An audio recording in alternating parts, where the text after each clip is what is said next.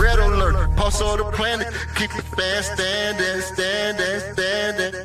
Red alert, red alert, red alert, yeah. Got the dirt on my soul, no grandstanding. No mask, not even if it's old dark 30s. Street made, even dirt roads, highway 30.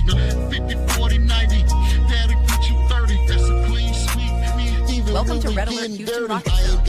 I'm Hope Champion. Thanks for watching. Like, subscribe, and drop Clutch City in the comments. And lock in to hear Daily Rockets talk.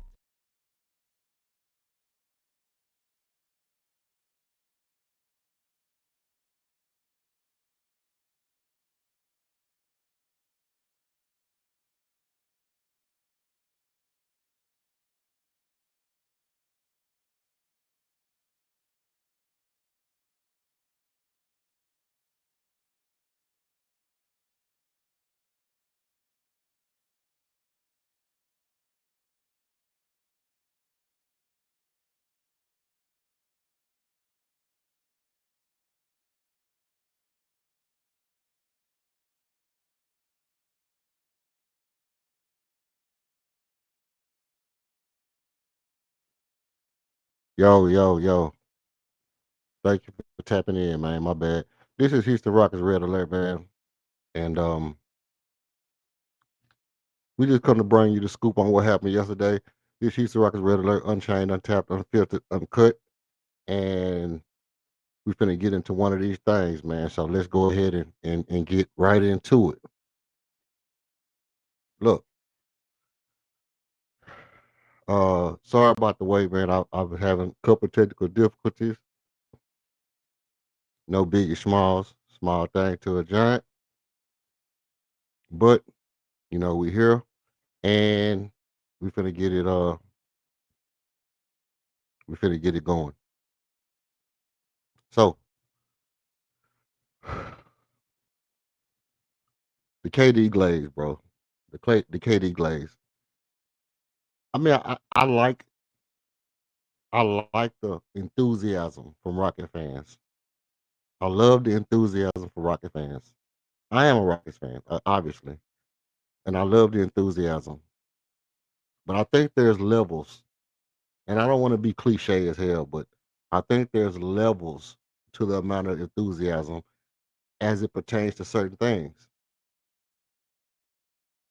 Somebody has a bad game, you say, I'm not gonna think too much of it. Somebody can have a good game, and you can, oh, I'm not gonna think too much of it. But when the greatest scorer of all time,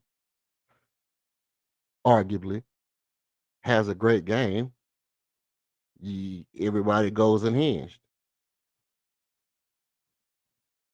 It's essentially, to me, both sides, like flipping both sides of the coin and calling, calling tails either way, and thinking that you won either way. You know, you flip the coin, you call tails, I won. You flip the coin, you call tails, it's heads, I still won. It don't matter, right? Either way, you get to bring some kind of you know, you get to bring some kind of sensationalism to something that might or might not need to be over sensationalized. Exactly what am I saying? It goes something like this.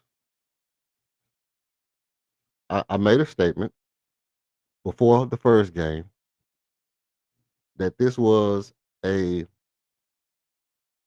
test of who was going to come to work hard hatted lunch pail. I've been using it every single day for the last 4 days. Hard hat, lunch pail. Who was going to come to work hard hat and lunch pail? Now, mind you, I said Steph Curry came to work and he showed you what it's like to be a champion. I said it yesterday in the pregame show. Steph Curry came to work and he showed you why he's a champion. He's giving you foresight of what you're going to have to deal with when you come to face Steph Curry in the Bay. They're going to be popping collars, mouthpiece hanging out, slobbing in your face, putting you to bed early, all kind of stuff. He lets you know what's going on. And from my impression, from my expectation, I felt like we had to play the same way to be that team, that gonna have people on high alert. Don't be alarmed. We were gonna have to come out and play the same way. And I was wondering who was gonna be the guy that came out and just put people on high alert. And we saw guys come out and put people on high alert piece by piece. We saw Reed Shepard come out and have a good game, and you say, okay, well, if he continues to have a good game, okay. We saw Apple Shangu come out and have a good game, okay. And it was all in matter of factly, kind of expectations, expecting what we expected everybody to do. And yesterday came, and it was the day that Kevin Durant graced us with the foresight of things to come. It was the moment where Rockets fans who had been suspecting what might be inevitable was looking to see if this was a crash out moment or a check in moment. And what we saw from Kevin Durant, while it was nothing short of remarkable, my statement to you would be, you know what his name is. You know what his name is. Why is it so shocking to people that Kevin Durant was efficient? Why is it so shocking to people that Kevin Durant came out and did what he did? Is he not Kevin Durant? Is he not a two-time champion? Has he not experienced what it's like to be on the grind for a championship with a chip on his shoulder and be at the highest level you can be and still come out and play like a chip is on his shoulder? Well, here's the thing. I looked at it. I said myself, I said, well, you know, last year, first game, he shot bad. He could come out and have a bad shooting night. You know, could have a bad shooting night. That's a possibility. But by no stretch of the imagination was I shocked and appalled and mesmerized by what he did. Am I extremely happy that he did it? Yes. Matter of fact, you know, I could do a little dance. You know what I mean? I could give you the celebratory speech, and I could have came in and given you the celebratory, you know, rah rah and uplift Houston Rockets more than I already have. You know, I already said that I think we're gonna win the championship, and that's not just me being a fan. That's me saying that our matchups are unbelievable, and it's hard for me to see how anybody can match up with us. And basketball is a game of matchups. But what I won't do is diminish Kevin Durant by saying if JD Davidson has a good game, JD Davidson is making a name for itself, but it's only preseason. Alperen Sengun has a good game. Alperen Sengun is looking marvelous, but it's only preseason. The Rockets look great, but it's only preseason. Kevin Durant looked more remarkable. Man, he's the greatest shooter in the world. We're so glad to have Kevin Durant. Oh my God, Kevin Durant did something amazing. No, it's only preseason. We got to keep the same energy. We got to keep the same energy. So for everybody that was saying, I'm not gonna give it too much credit for this or for that. You know, somebody had a bad game. You didn't want to give it too much credit because it's only preseason. The same applies. The same applies. You can't give it too much credit because it's only preseason. Now, with that being said, let's get into exactly what did happen.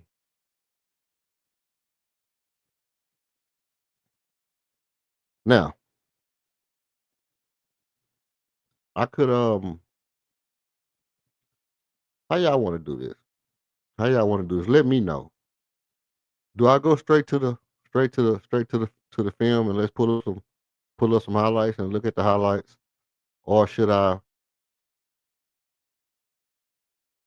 just go ahead and go straight off the dome and let you know how I feel about it? Wow. Okay. Okay. Hmm. Let's see. Let's see. Let's see. Check in. I'm checking. I'm checking. Who says what? Okay. So this is what we're gonna do.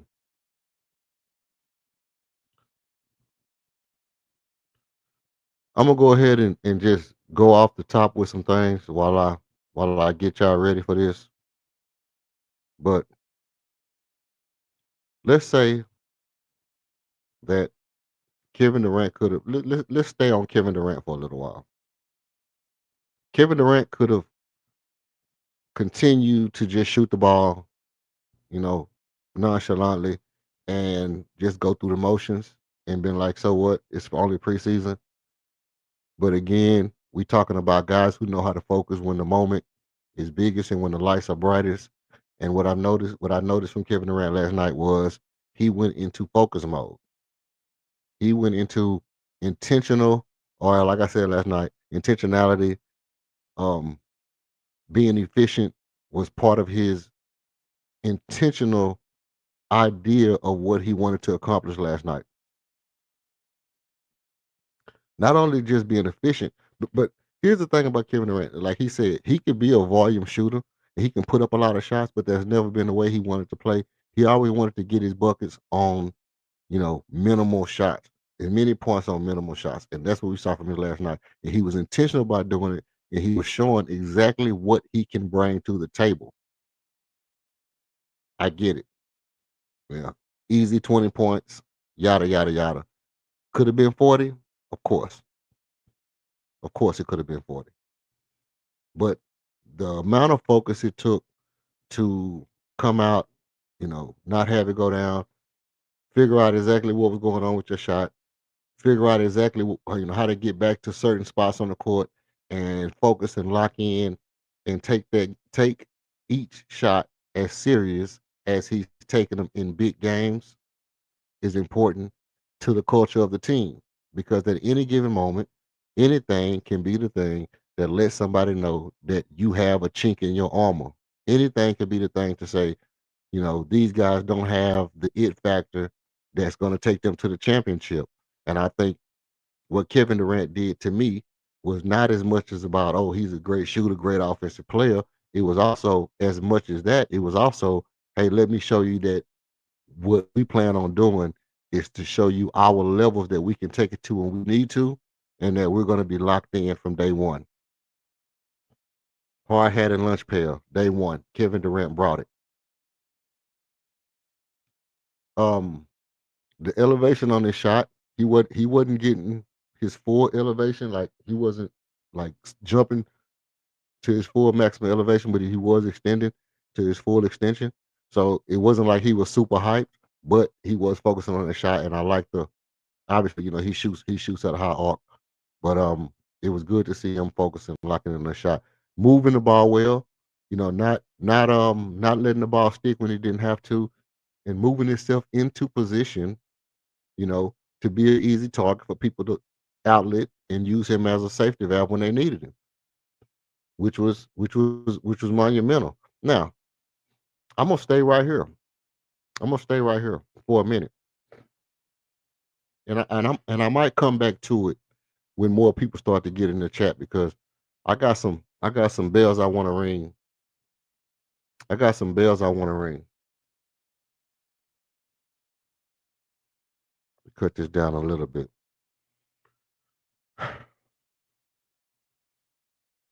After last night, I don't want nobody telling me about Kevin Durant not being a leader. I don't want nobody saying, Jack, we passed 2 minutes. Okay, so let me give you this uncut.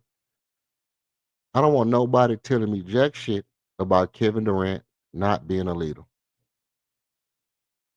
Because what I saw, and it's funny to me because even after the game, I heard people talking about Kevin Durant not a leader. Like we've seen Kevin Durant on other teams, and we've seen him talk to other people, and we've seen how he interact with people. And I never understood why they said he wasn't a leader. I was like, okay, maybe it's one thing or the next. Maybe it's a reason why they saying he's not a leader. Okay, I don't really know too much about it. But after last night's game, even though it was just preseason, it's hard for me to understand how people can say Kevin Durant is not a leader. Mind you, I'm the one that said that when Kevin Durant is in the gym shooting, you make him a leader by going in the gym and shooting. That's my quote. My quote is he's a leader because the first day he got trained, the first day he got traded here, he went up and got our shots. You should have went up and got our shots too if you can with more. That was my quote.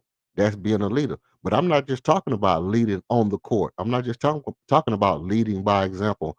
I'm talking about the guy who I saw when Tari Eason went up and missed his free throw. I think it was the play where Armin got the ball out, kicked it out to Tari. He goes up, try to dunk it. They foul him. Tari gets the ball. He goes to the free throw line. He misses his first shot. What's the first thing Kevin Durant did? Went to him, gave him a tap on the back of the head, like, come on, man, get it together. Let's go. That's not a leader. That's not a leader. And then on the next play down, the very next play down, somebody was out of position on defense and he was telling them to switch faster. That's not a leader.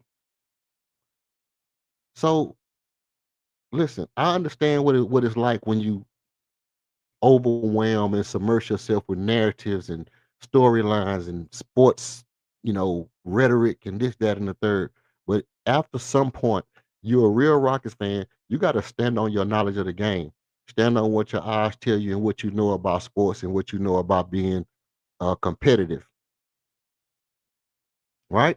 So when you saw Kevin Durant being a leader, now for those of you who didn't watch the game, okay, cool, I get it. But if you watched the game, you can't tell me from now on, you can't say that Kevin Durant is not a leader. You can't say that he's not a leader on the court. You can't say that he's not a vocal leader. You can't say that he don't pep his guys up and get his guys galvanized in certain situations because I saw it last night in the preseason game.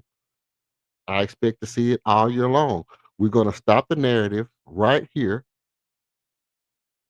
Game 2 of preseason, Houston Rockets, Rockets Nation, Red Nation. We're going to change the narrative that Kevin Durant is not a leader.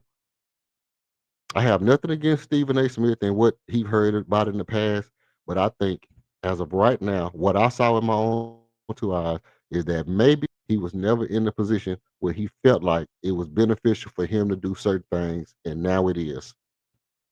That's what I'm going to go with. If they say he wasn't a leader in the past, I'm going to say, well, now he is. Because what I saw last night was a vocal leader getting his guys head into the game, cheering his guys on, getting his guys ready to go, putting them in position to be successful, and actually being a leader in the likes of what we say we're going to miss when Fred VanVleet's not there. Well, now that Fred's gone, who's going to be the leader? Well, we saw it last night who's going to be the leader. Kevin Durant's going to take that role of being a vocal leader. Now, I don't know if Ime talked to him and said, we need you to do that, or that's just something that he said, hey, well,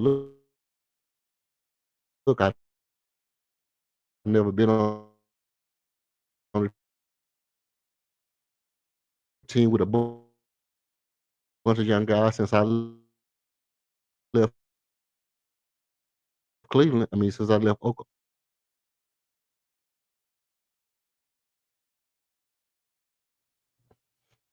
I also saw, I'm going to move on from Kevin Durant for now. I'm going to come back to Kevin Durant. Tell me what you think in the chat. Did you see what I saw? Was Kevin Durant stepping up as a leader last night, or am I just bugging? Am I just bugging? Because 20 points on 17 shots or whatever, 20 points on 7 shots, whatever it was, that was cool. That was cool. But I expected him to be an efficient scorer. The rhetoric has always been that he's an efficient scorer. That's always been the narrative. The narrative has been he's not a good leader, and I saw him being a good leader. I think that's the biggest story. I think the biggest story is that he was a vocal leader on the court last night. Chime in and let me know what you think about that. Now, Alper Shangoon, and I'm just gonna go from best. I'm gonna just go from best down. Most important to the guys who brought up the back end. Um, Alper Shangoon last night. Alper Shangoon, and you know what? I'm coming at Knicks tonight too. I'm coming at Knicks tonight too. I don't know if I'm gonna start calling names or what because I don't really remember everybody that said everything, but I'm coming at heads tonight. Pause. But for those people who say Alper Shangoon isn't the best pass on our team, and I'm not gonna call no names because there's no telling who lurking in the chat, listening, you know, waiting to pop out behind how your boy said, waiting to pop out a bowl of rice. You know what I mean? No telling. But for those people who say Alper Shangoon is not the best passer on this team, I'll give you one. I'll do you one better. Alper Shangoon might be a top 10 passer in the league. Not just on this team. He might be a top 10 passer in the league. For those of you who say Alper Shangoon is the best ball handler on this team, maybe not now. Maybe not now. But last year, I don't think I don't think Aaron Holiday is a better ball handler than Alper Shangoon, but Alper Shangoon is easily a top 3, top 4 ball handler on this team every year since he's been here. Every year since he's been here. Maybe Tata Washington was a good passer and ball handler. We never got to see him develop, but I don't even know what Tata Washington is right now. But Alper Shangoon, now mind you this. I've said this and I've said this and I'll say it over and over and over again. The skill set that Alper Shangoon has makes him so much more special than just a regular big man. You don't find people with that kind of skill set. You don't find people with eyes in the back of their head. You don't find people with that kind of peripheral vision, with that kind of creativity, with that level of, you know, just random poetry and motion as they play the basketball game and able to just dissect on the moment's notice and create with such fluidity. It's like a ballerina in the water. It's so fluid and just eccentric the way that he moves around the basketball court. Alper Shangoon is a special player. And even though we know that in Houston, and I know nobody says he wasn't, I'm just saying I don't know if we have said how special he is yet.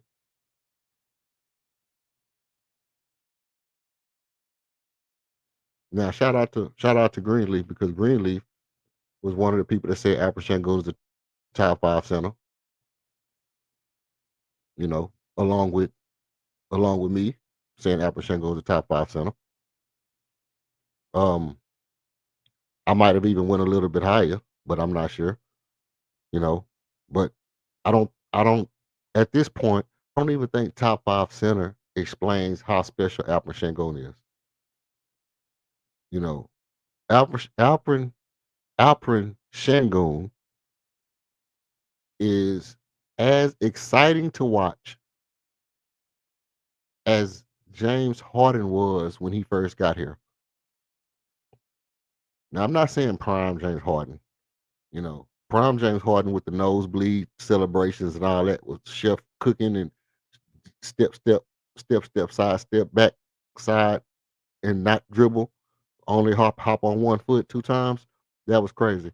But when James Harden first got here, when he was Euro James Harden, when he was come down in Euro big body James Harden, I think Alpha Shangoon is as exciting to watch as that.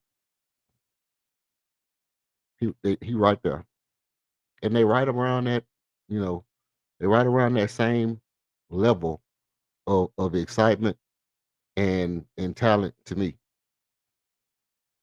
Um, hitting threes,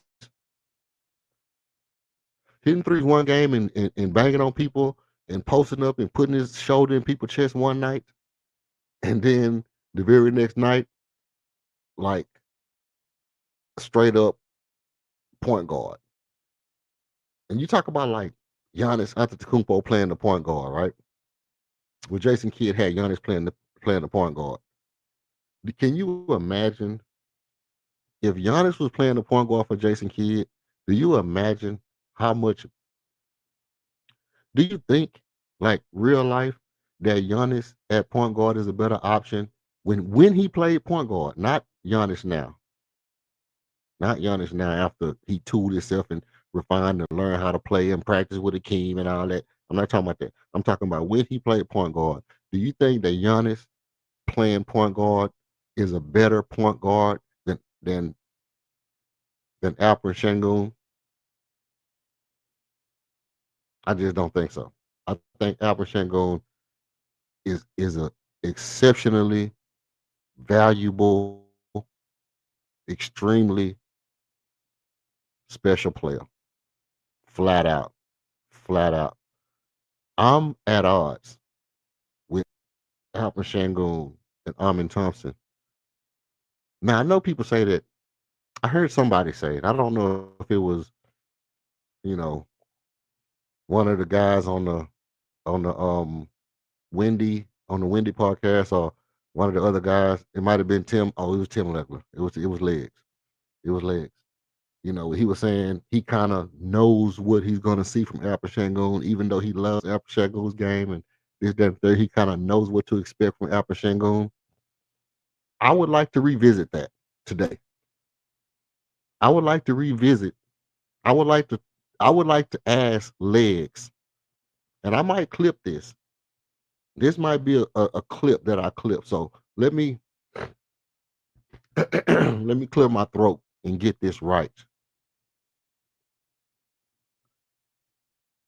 Do you really ever know what to expect from Alperen Sengun? A guy that's that creative and thinks on the fly like Alperen does, that knows the game and analyzes the game and what we need him to do at a certain time in the game. Will you know what to expect from him? Can you know what to expect from him? And did you expect that he would come out and dazzle us with 13 assists like he did last night in the preseason game? I just would like to know. I just would I just would like to know that. But I'm at odds. I'm at odds in, you know, which one of these guys is going to be the next best great Rocket player, following behind Elijah Wan and Drexler and James Harden. I know last year it was like Alperen is doing the All-Star thing and Jalen is coming up and Amin is looking like the next thing. I was quoted as saying that Amin Thompson is on his way to being the third best Rocket ever. Amin Thompson is on his way to being the third best Rocket ever. I said that last year about halfway through the season. That was before he got the starting role. Now I'm looking at it and I'm just watching Alperen Sengun and I'm saying it's going to be a run.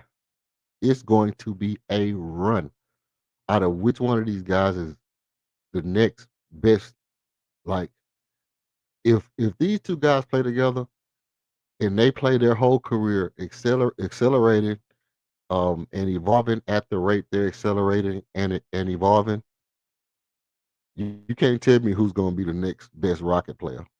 You can't tell me who's going to be the next best Rocket player, but I can guarantee you that if they keep growing the way they're growing, one of these guys is going to be the third best Rocket player ever. One of these guys is going to be the third best Rocket player ever. barring injury. With that being said, let's talk about exactly what Amin Thompson did last night.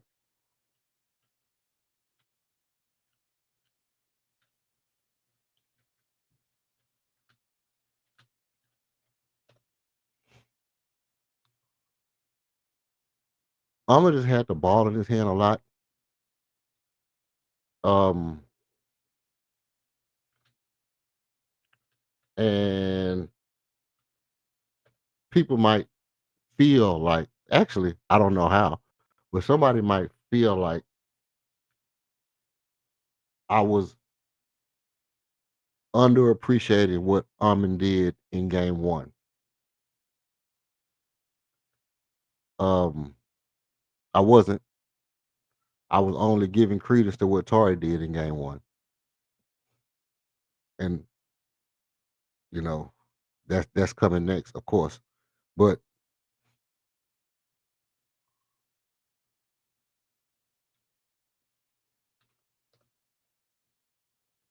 I did feel like he was pressing a little bit in game one.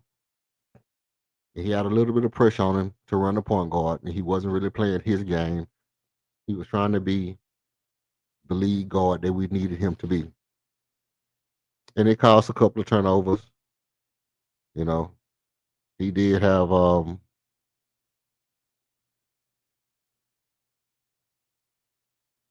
he did have 5 turnovers in game one. Now, what I saw last night was a different Amin. I saw a more, I'm not gonna say calm Amin, but I'm gonna say a little less high strung. He was a little less high strung. It was like I got that bad game out the way. Now I can just go to being myself. Um, this ain't it.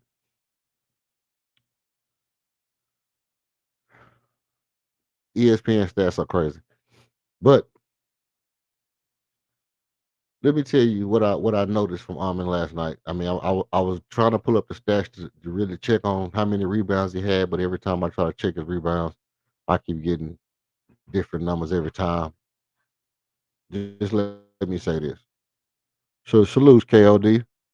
Salute KOD.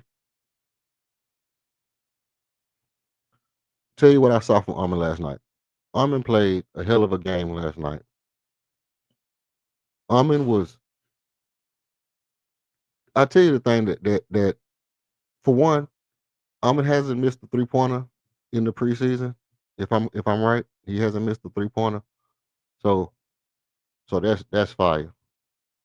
But I'll tell you the thing that to me that I was most impressed about with Armin was the speed he played with last night. And he played with speed and he wasn't trying to scale back and be cautious. It was like I had 5 turnovers. Well, let me speed up. And I think that was the right move. I think you had 5 turnovers because you were slowing down. When you slow down and you give the people who not fast as you an opportunity to pick apart your game, and you put yourself in a situation to where you can put yourself in a situation to where you know you bring yourself down to the level, like you playing down to the level of the competition because you was trying to be a little bit slower. Maybe that's why he was maybe that's why he had the 5 turnovers. But last night I saw Armin make the adjustment of playing faster. And that's a different kind of mindset. That's a different kind of mindset to say, well, I had 5 turnovers. Let me be faster. Let me run faster. Let me jump higher. Let me kick the ball up the court. You know, let me tighten up on my defense more. A little bit less reckless abandon and more just physical tenacity and athleticism, and put that on display last night. Finishing around the rim as usual is like you always have those guys that have trouble finishing around the rim, and you'd be like, man, why he can't finish around the rim? We do not have that problem with Ahmed Thompson. We do not have that problem with Ahmed Thompson. It's not like he gets to the rim and somebody can touch his elbow and then he missed the shot. No, when he gets anywhere in the vicinity of the lane, he can finish with the best of them. He can put English on the ball. He got soft touch off the backboard. He can go up and go, above the rim. And we saw all of that last night.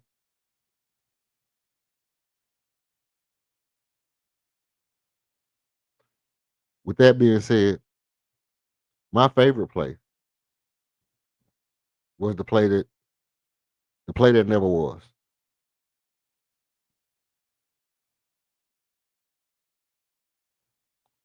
The dunk heard around the world.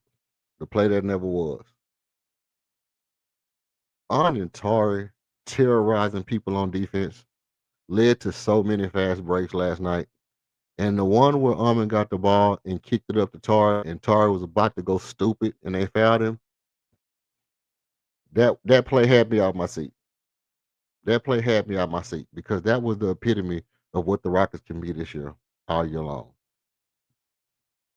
I mean, it's just scary. It's scary. Now I did see Tari have a couple of bad defensive plays where I felt like he over pursued and over pursued on a closeout and let the guy go past him, but he did over pursue to his outside shoulder and made him have to go inside to the baseline where the help was at. So I give him credit for that, but he did close out kind of hard when he could have widened his base, and he still would have been able to contest because his fingers and arms is like you know fingers and arms is like fingers and arms on an octopus or something. So he didn't have to over pursue on that one play, but I did like what I saw from Torrey last night. People are sleeping on the Terra Twins, flat out sleeping on the Terra Twins. I mean, you talk about best duos in the league. The best duos in the league might not even be like LeBron and Luca and starters and shit like that. It might be Ahmed and a guy off the bench. It might be Ahmed and a guy off the bench might be one of the best duos in the league because they run up the score. They run it up, run it up, run it up. Like nobody, like they run it up faster than what you could think. Um, yeah, so Tari had a good game. I think he had 2 steals, a block, rebounds, something. I'm just going off what I remember. I'm not even trying to look at the stats right now. I mean, I'll try to pull them up later, but like I say every time, I should go to NBA.com because ESPN stats is just is garbage fire right now. Um, but another one, playing fast. You talk about playing fast. Tari was running the lights out of Utah. I mean, I had to ask myself certain times of the game, and I say this like, you literally got to stop and think like, who's faster, Tari or Armin? Like, who's faster? Who's faster? They both be flying up and down the court. I know it's not a competition, but they be flying. They be flying. They be moving. They got arms everywhere. Both of them, not scared to shoot the ball, attacking the rim, and the Terra Twins. To me, it's just a dominant tandem. It's just a dominant tandem,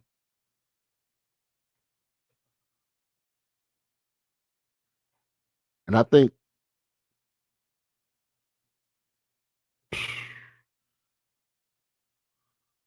um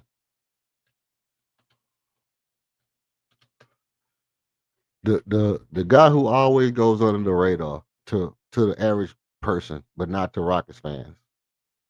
You know, the guy who goes beneath the radar to most people, but not to Rockets fans, Jabbar. Jabbar, let me tell you. I'm gonna take my time on this, huh? Man, look, I'm just going through the skeleton. I'm just going through the skeleton of what I of my recap of last night. I'm gonna pull up the highlights in a minute. I'm gonna pull up the highlights in a minute. I know you're at work, you know what I mean? So I ain't gonna, you know, I said all I was gonna say about the Alpha ain't gonna I ain't gonna bring it back till later. But J- Jabari Smith Jr., man.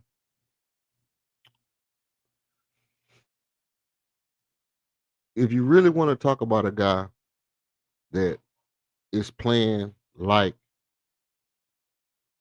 a professional, like he's been a professional way longer than he has.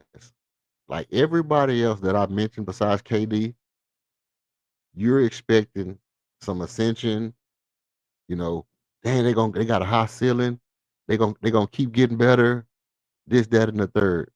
But the way Jabari is playing like he's already a proven professional. And nothing he's done has looked anything but polished, systematic, and I mean, it looks like Jabari has played for Greg Popovich all his life.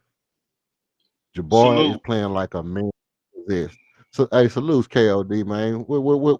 What you on about, bro? But I'm gonna let you finish. I just want anybody who's listening now, who listens later, please excuse EF and his hyperbolic, out of this world, out of this galaxy statements. Okay, he don't mean it. Is not to be taken literal. Armin and Tori are not No, no. amongst the best duos in the NBA. They are not. Okay. So Why not? let's not take him literal. Right now he's being hyperbolic. He's throwing a bunch of mustard on his hamburger. Like it's just a lot going on right now. It's not to be taken literal. You can go on and finish about Barry. No, I mean that's why I was at. I mean, I said, you know, a couple years ago that if Jabari turned out to be a 6'10" Shane Battier, I would be cool with that. But Jabari, you know, and I also compared him to Rashard Lewis. And I undersold Jabbar because right now, present point in time, Jabbar is playing like a man possessed. Jabbar is playing like he's playing like he plays for Greg Popovich. Everything he do is like a well-oiled machine. He's not missing a step. It's like everything looks polished and perfect on Jabbar right now. And all he has to do is consistently stay on the path that he's on, and Jabbar is going to have an excellent career. And I mean, it ain't really too much to say about Jabbar. Jabbar just look, he is, you know, it's not a lot to say because it just looked like what it's supposed to be on the court. You know, go ahead and give me this nonsense about Hatari and Amin probably can't be in the top duos in the NBA. They're not in the top duo. First of all, Torrey ain't even a starter. Number That's what I one. said. Number two, he ain't gonna put up the numbers, bro, for a top level duo, right?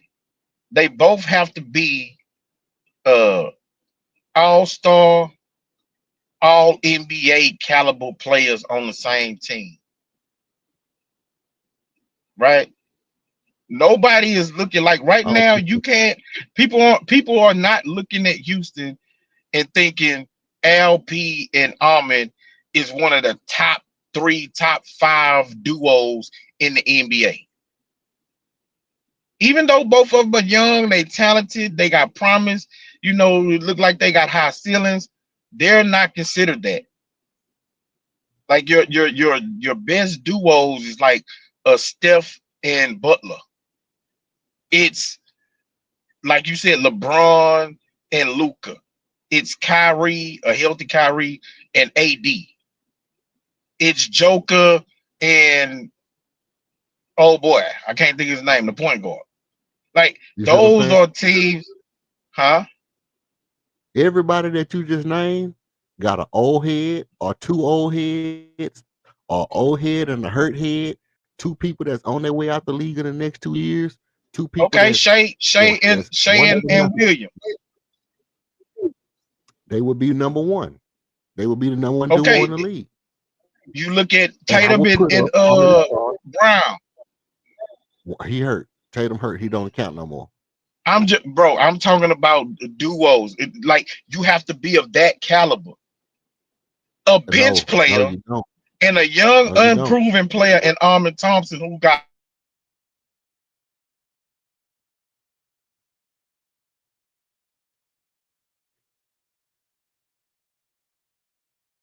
That's my mic or yours? That's probably my mic.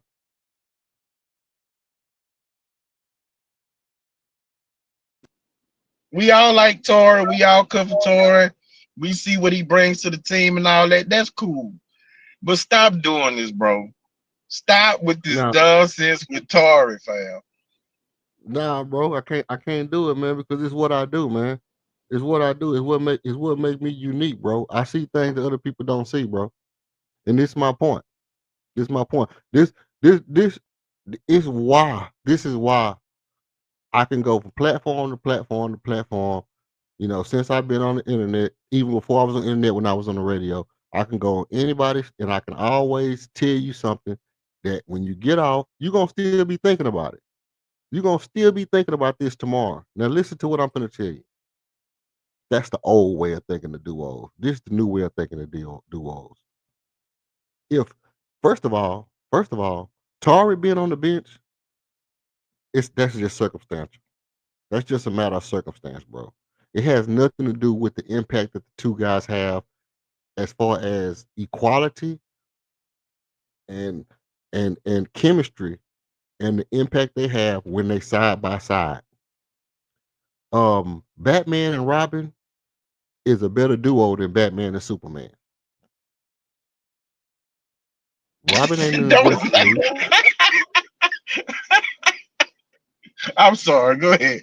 I shouldn't have came off you. They call it the dynamic duo. They Batman and Robin. I'm just saying. The point I'm making is this: when you got two guys who both can put up 22, 23 points, both guys can get you 2 steals, 2 blocks. They both gonna be a terror on defense. They both super fast. They both super athletic. They both about the same height. They play so much the same. They actually play more the same than Tatum and Brown did. They more like Tatum and Brown were so complimentary of each other because they had comparable games, but Tari and Armin games are even more comparable than Tatum and Brown.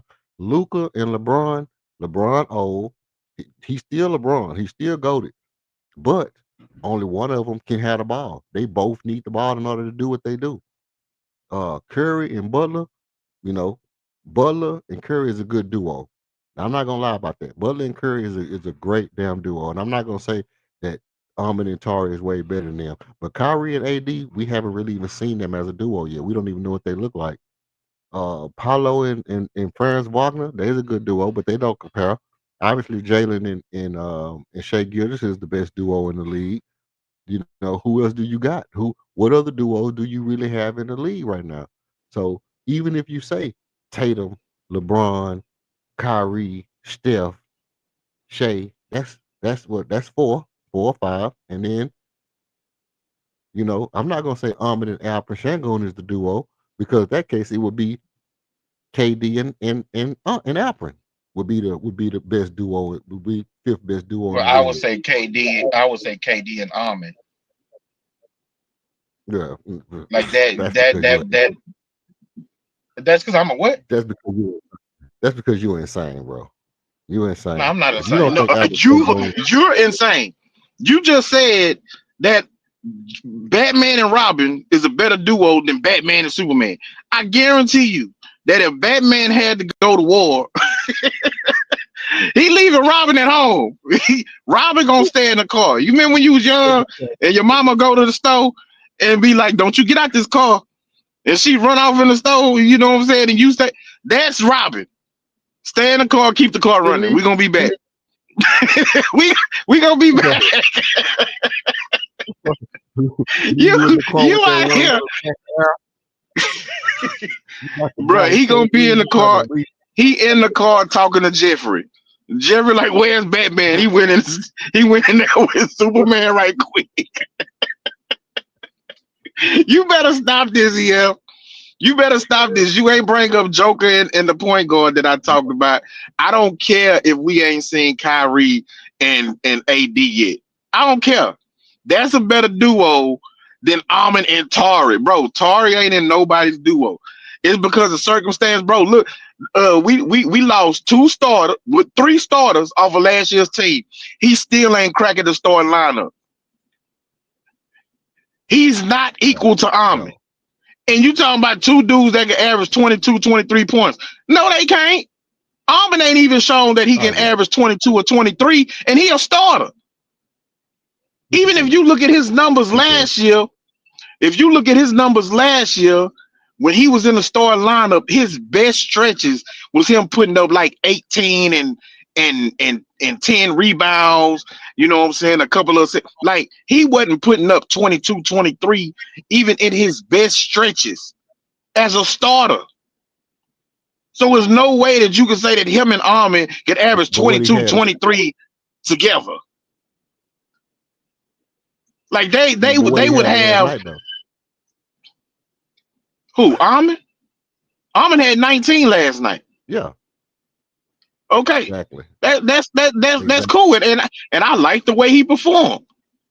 I really did. I thought Amon played extremely well. He only ended up with 1 turnover. He had 6 assists. He had 19 points.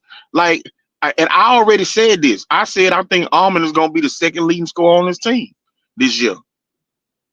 Because I do believe he's going to have the ball more. He moves well without the ball. Transition scoring.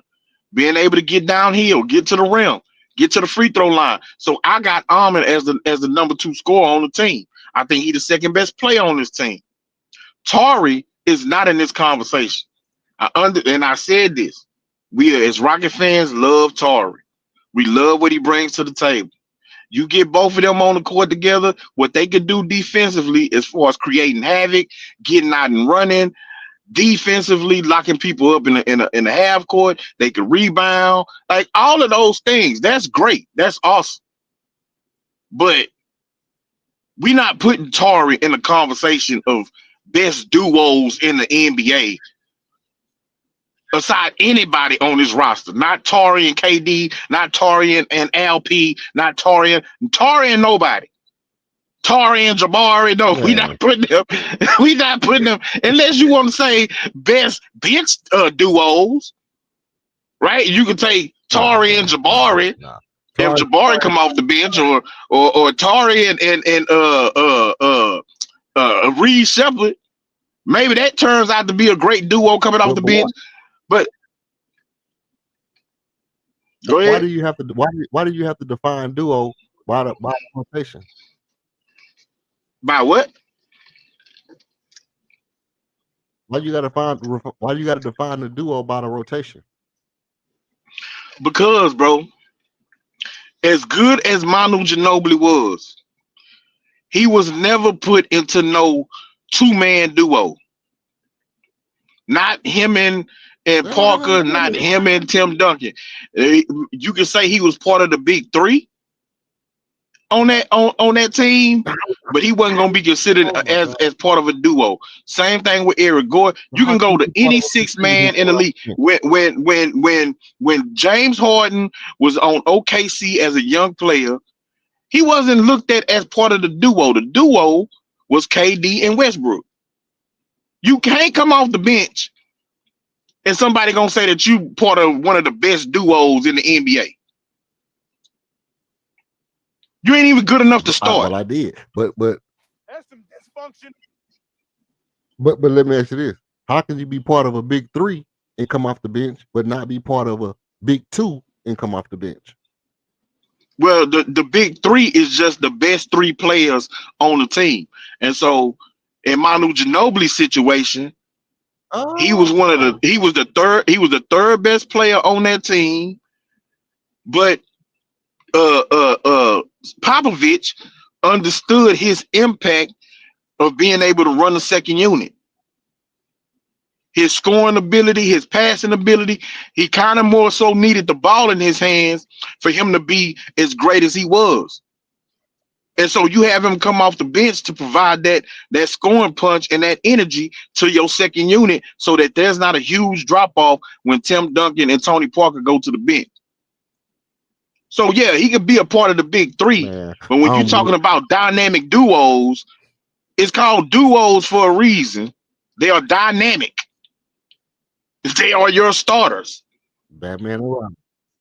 Batman and Robin. Yeah, that's cool. That's cool. Long as Superman is on another planet.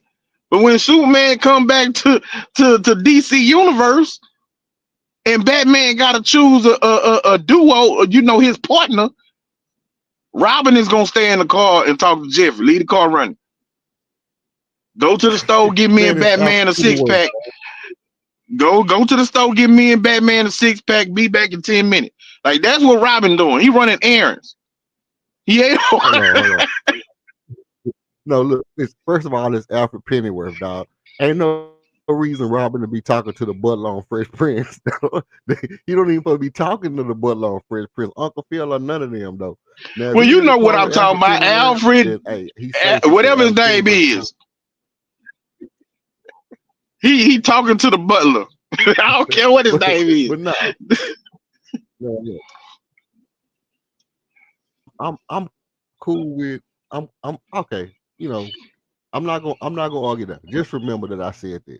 Just remember that we had this conversation. Duos don't have to be a duo. Don't necessarily have to be the best two players on the team. It could be the most impactful duo on the roster, and or the most impactful duo in whatever situation. And to me, one of the most impactful duos in all the NBA is when Arvin and Tari is on the floor together. That's just me. And nobody gonna tell me different until I see them fail. Well, look, man, there's all type of people who got their own delusions. You know what I'm saying? So all I could do is try and put the information out there. And what you do with it is what you do with it. Like if you want to believe that up is down and right is wrong, and this is you're flat, you know the earth is flat. Who am I to rain on your parade? You dig what I'm saying? Now can't nobody tell you different. Cool. That's something you. What'd you say? Black power. What'd you say? Black power. Black power. Already. Black power. Black power, man. Flat power. I got you. I got you, man. You and Kyrie enjoy that journey. No, but look, yeah, man. I'm finna go and get up. Go ahead. Oh yeah, before you can go ahead and get on. You can think about this while you get off. Albert Shango is the best pass on the team. All right, man. You know. Man, no, he ain't. Did you see them? Did you see them passes? Did you see them passes that old Shep was making last night? The skip passes, getting into the paint, finding people out at the 3-point line. I mean, he was looking spectacular. He only ended up with 3 assists, but he very well could have had 6 or 7 if guys would have knocked down them shots. Yeah, that ain't counting the hockey assist. Huh? Yeah. So I mean, he had about 4 hockey assists last night that I was looking at. That's what I'm saying. And he had some assists where dudes just missed the shots. You know what I'm saying? But he was man, that boy was whipping that ball around, bro. You know what I'm saying? And so that's not. And look, I don't want to take nothing from LP. LP did play outstanding last night. So I ain't trying to take nothing away from LP whatsoever. What he did last night was what we see Joker do. Now he didn't do it like Joker because Joker, when he's standing at the top of the key, he got that ball in his hands. You know, he's finding 3-point shooters. You know, they running these dudes where dudes are coming off of pin downs, off of screens, off of flares, and so he's making pinpoint passes out on the perimeter. LP got What he had 13 assists, 12 13 assists, assists, something like that. Huh? It was like 12 or 13. 13, 13. Okay, so Yeah, 12 of the 13 assists was the dudes, wide open at the rim.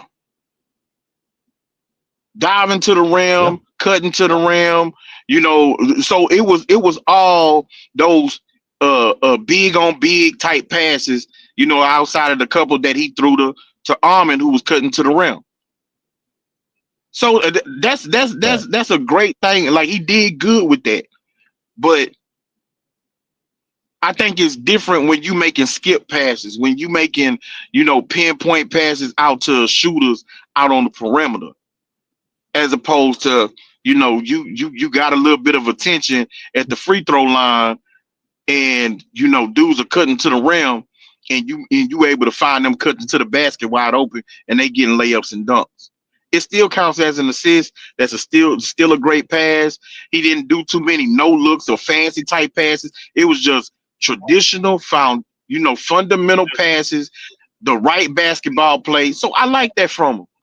But I'm not finna. I still think that old Shep, as he gets more comfortable and he's getting into the paint, his vision and his passing ability is gonna shine through.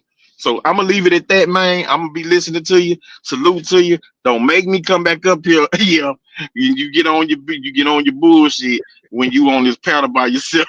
I'm, And I think you be baiting me sometime. I'm gonna give You you know what I'm enough time to saying? get a little work in. I am. I'm, Salute. I'm gonna give you enough time to get some work in before I go off on another 10. Appreciate you, brother. All right, bro. And that boy KLD pulled up always with some nonsense though. But this is the thing about it. You don't have to agree with me, but by the same token, I know you understand what I'm saying. But we gotta change the narrative about some of this stuff because you can't shortchange a guy because of it same energy, same energy, same energy. If Manu Ginobili, and I'm glad he said that because it makes my point. If Manu Ginobili can be one of the best players on the team and coming off the bench, why come Tari can't be one of the best players on the team coming off the bench? Oh, because he's not one of the best players. Says who? Says who? We know how valuable he is. We see how he produces every night, and we see the impact that him and Armin have when they're on the floor together. Is nothing like it in the league. Is nothing like that defense in the league when Tari and Armin is on the floor together. Go out and find me two players on the floor together that cause that kind of havoc on defense.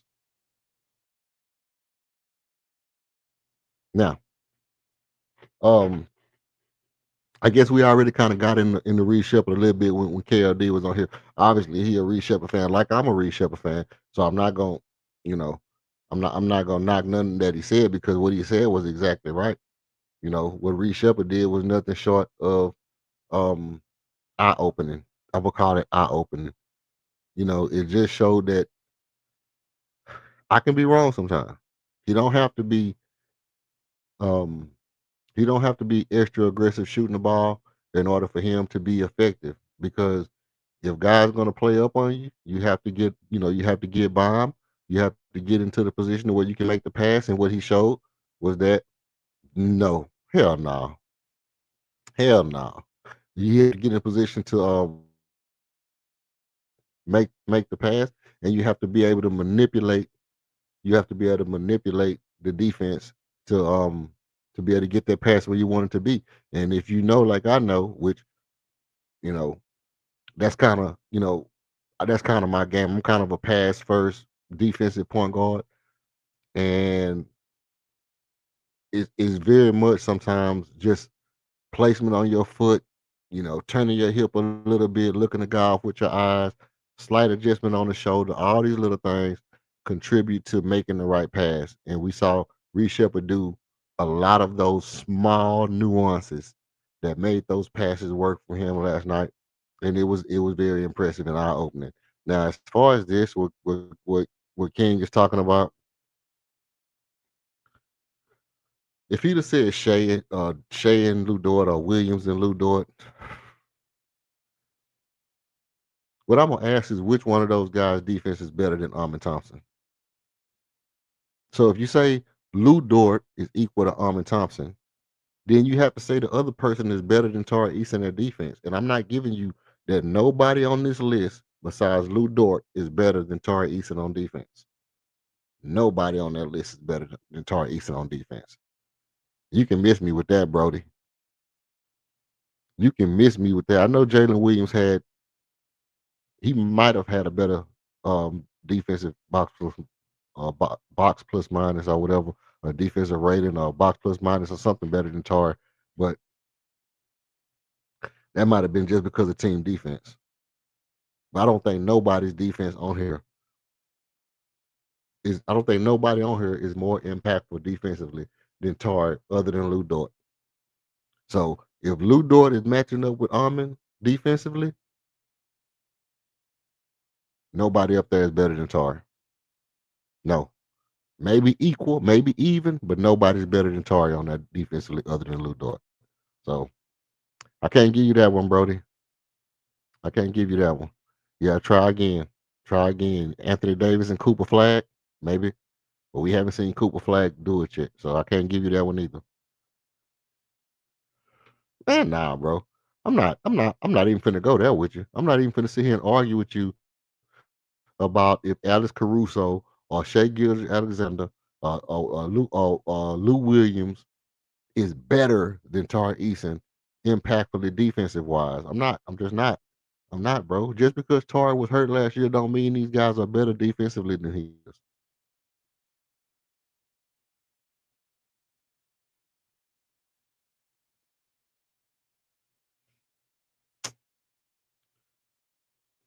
They all made. See, I'm gonna put this up here for y'all because I see it. I almost blocked him. I almost booted his ass out my out my chat. I almost booted his ass out my chat, man. Listen, all of them made an all defensive team. Tar has not ever. He had 1 year he was healthy. He had 2 years he wasn't healthy. He came up here and gave us the whole spiel about Tari and what happened to him and all this and that. And we know that the dude was unhealthy, but it don't mean that the dude is. Come on, Brody. Come on. Just give it. Just no. Nah, it's not. That's not real life, man. That don't have nothing to do with how impactful the dude is defensively. A guy cannot make an all defensive team and be hella impactful. Um, did PJ Tucker ever make an all defensive team? I don't know. Check that out for me. Check that out for me, chat. Anybody in the chat, check it out for me. Spam in the chat. One, if PJ Tucker made an all defensive team, hell no, if he never made an all defensive team. we know what that's gonna be. So we not gonna let King get away with these kind of arguments, man. He has never made an all defensive team. They have nothing to do with how impactful he is defensively, though. KOD. That's not what we looking at. But Reed Shepard. Now who am I forgetting? We talked about Boyd. We talked about Reed Shepard. Oh, JD Davidson. Let's give JD Davidson another round of applause. Give JD Davidson another round of applause. He showed up. He played good again. He didn't look as astonishing as he looked the first night, but he did look solid. He did look solid. He showed it quickly. JD Davidson does something, and I'm probably gonna put it up on another video breakdown when I start actually doing video breakdowns. But JD Davidson does something that I don't think I've seen any player do as aggressively as he does it. I've seen, you know, I've seen variations of it, but I haven't seen it to the degree. And I'm gonna tell you what it is. When you got guys coming on the strong on the weak side of the court, on the strong side with the ball is on the far side of the court, and they they coming towards the top of the key like they want to go down the lane, and then they have to go back to the left to go like towards the sideline out of bounds. And then they start to go around to look for the guy that's coming off the baseline to see if he's going to come up and get the ball. Me and KLD talked about this on the drift play when Reed Shepard didn't make the pass, and I was saying that the guy had drifted down into the corner, and Reed Shepard was supposed to skip him the ball before he drifted down there. And I think this time they was going to that play, and the guy was coming up to the corner to get the ball when it looked like the ball handler was gonna get trapped from what's it called it from Utah. Or was this no, this was the other night in Atlanta. And JD Davison turns his back to the man, puts his man on his back, and like blocks him out with his back to the man and fronts him like he's playing front defense on the guy and just seals him. Like seals him to where the only thing you can do is cut back door, but he has his hand locking him and he has his full body on him, and it's like he's blocking him out and he's fronting him, but he's on the sideline of the bounce, to where if you try to make the pass, you could easily throw the ball away, and that could be a turnover. Or you to him is basically saying that this guy got a cut back door. I'm not going to give up this three. I'm not going to let you get the ball off your hand when they're getting ready to trap you. So when they're getting ready to trap you, he's not going to give you a safety valve to hurry up and get the ball out your hand. He's going to go ahead and cut this man off in front of him. And if you keep coming this way, he's going to be the man to step up and trap it. Another man going to switch over and catch the man when he try to cut back door. JD Davison did that excellently in both games. And especially I seen him damn near block a dude out of bounds on a box out like that. And I was like, that's something that I haven't seen a lot of times. I don't know if that's something that they teach or something that he picked up in Boston or something that Ime has him doing, but I haven't seen it. I haven't seen nobody do it like that since like the 80s or some shit.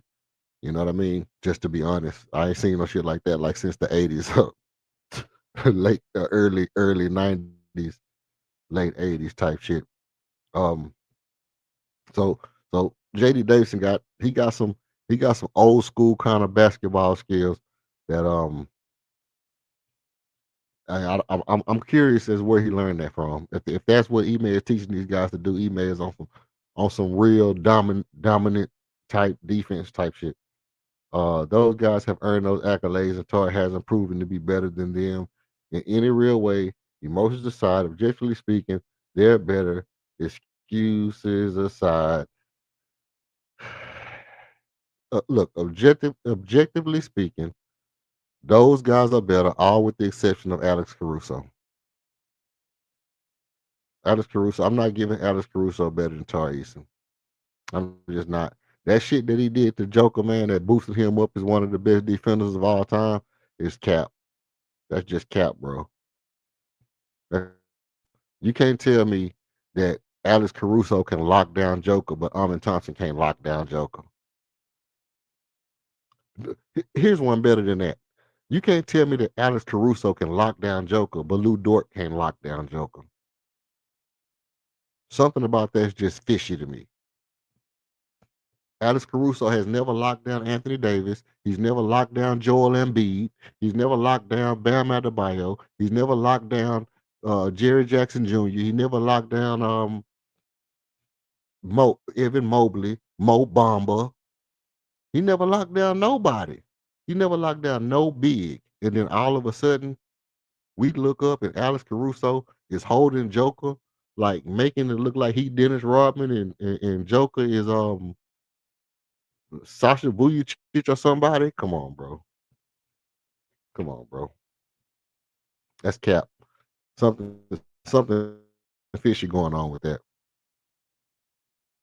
They need to do an investigation on that. We need to do if Joker was on reverse steroids. Joker might have been on them reverse steroids on that. I don't know what that was. I don't know what that was all about. Yeah, no, I never understand that. I never understand that. He ain't never do Zion like that. Joker and Zion way about the same amount, bro. How you gonna all of a sudden you gonna just D up Joker in the post? And then they're like Alex Caruso, one of the best defenders in the league. Child, please. City High. We saw City High. City High got it in last night. You know what I'm saying? And Holiday, he always out there. You know, he do his thing, and that was a good showing from him. So let's let me pull up the what's it called, and we can watch these highlights right quick. I'll just tell you what I see while I look over these highlights. I didn't I didn't glitch them. To Toyota Center, everybody with Ryan Let me see if I can Hollins,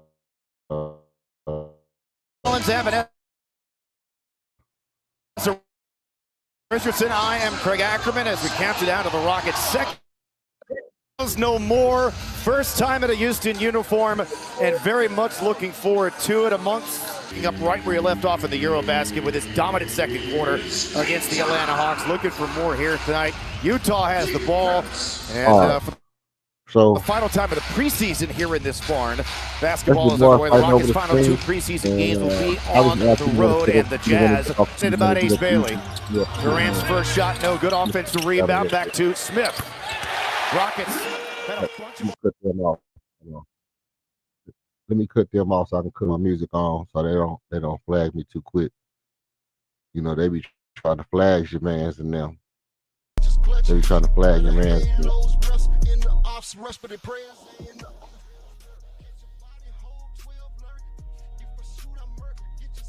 You know, I try to keep a little music or something on. That way they don't flag me too quick. But if I know a little glitch, you know what I'm saying? I be trying to put people on. I'll tell you when I do this right here.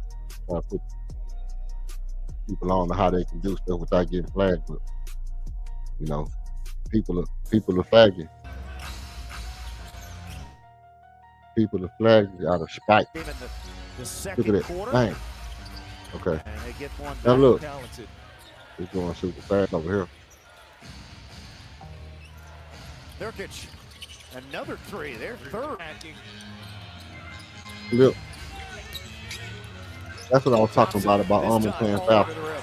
Just playing faster, bro. Just playing faster. Now last time Al slipped the screen, that time he sealed the screen. Starting to warm up. And it helps that Reed Shepard is digging in. Hey, Reed should be digging in there with the defense, and he get the white ball down. They don't call Reed Shepard. They be giving him all the white ball away. Especially shooting the basketball was terrific the last half of last season. That's a tough shot there, but this Jets team don't look different than the one that was on the floor a year ago. Catch and shoot three. Shepard. That's what I'm talking about. Shoot your shot. Shoot fire your regular pistol the way you're supposed to. Make more sense that way. Look at Corey with the pass. Corey with the great ball handling skills and the dish. Look. Great ball handling skills and the dish by Tari Eason. I don't know if Kevin wanted to be in a jumping. And then people will say that Tari Eason can't be no guard. Walter Clayton Jr. Şengün recovers, blocks the shot. They're going to say it was a goaltend Here. So they switch up on It wasn't Holiday. no goaltend. That was a trap block. Never shy as I go Aaron pretty Holiday high. to get some shots off. He's going to pass Dirk, and most likely he's going to pass Michael Jordan as well. Look, that's different right there. And right there, he scores two more. Standing off. 22 minutes. Kevin Durant with the ball at like half court. Again, You know, that strong first impression it ain't carried over to the It ain't as preseason fluid opener. as Alpha Sengun, but it's different because he can pull up from anywhere out there. You got to get on him. He can pull up from anywhere out there. Back to him. That's Another our JD chance. Davidson. This time it goes down. Hey, look, I don't know what they're talking about this dude. Ain't no good shooter, but he shoots the same shot every time, and I'm loving the way he continues to Debut. square his feet up. Here Then comes he take Davidson his shot. down Broadway. A lot of bodies there in the way. Kicks it back out. Holiday's three. The way the Rockets' final two preseason games will. Welcome back to Toyota Center, everybody, with Ryan Hollins and Vanessa Richardson. Well,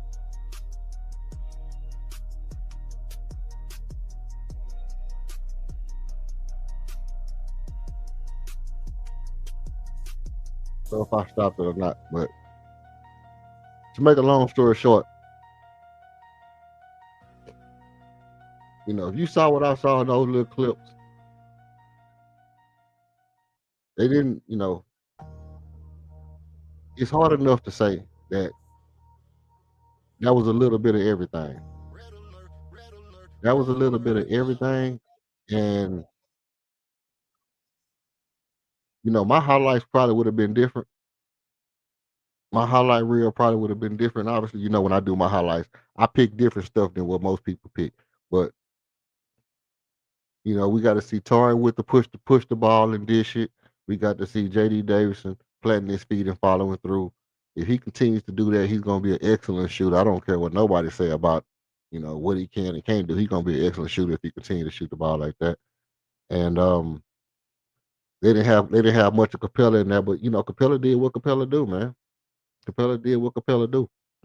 So I'm loving everything I seen. Look, I'm at about a minute. I'm at about an hour and 20 minutes. What I'm gonna do?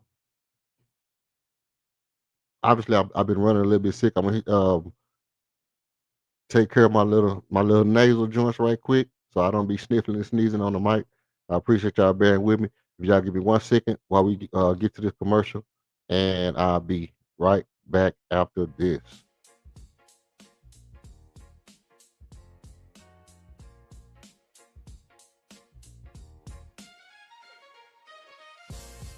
Every show needs a spark.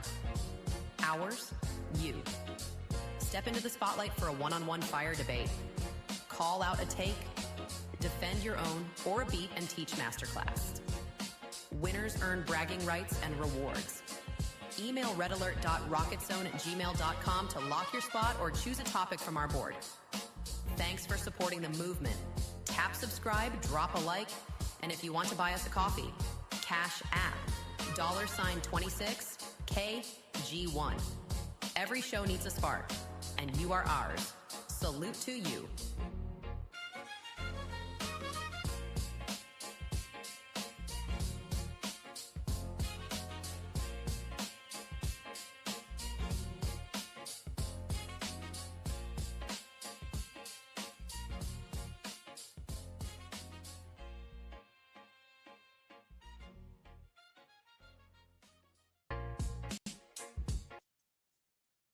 All right. Appreciate that little break. Black people don't like black people to get water. You know what I mean? You gotta ask permission before you drink water in real life. But all right, so that's the first half of first half of everything. Now we can get into some some shenanigans or whatever. All right. Here go my thing. The next game is coming up. Let me pull up the next game.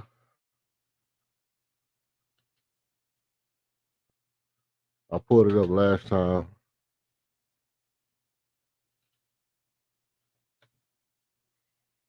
And look, I'm gonna be a little more prepared going forward. I know I've been all over the place like the sky, bro. Real talk. Oh yeah. October the 14th, which would be, if I'm right, that's Saturday the 11th, 12, 13, 14. So what? That's Tuesday. So Tuesday,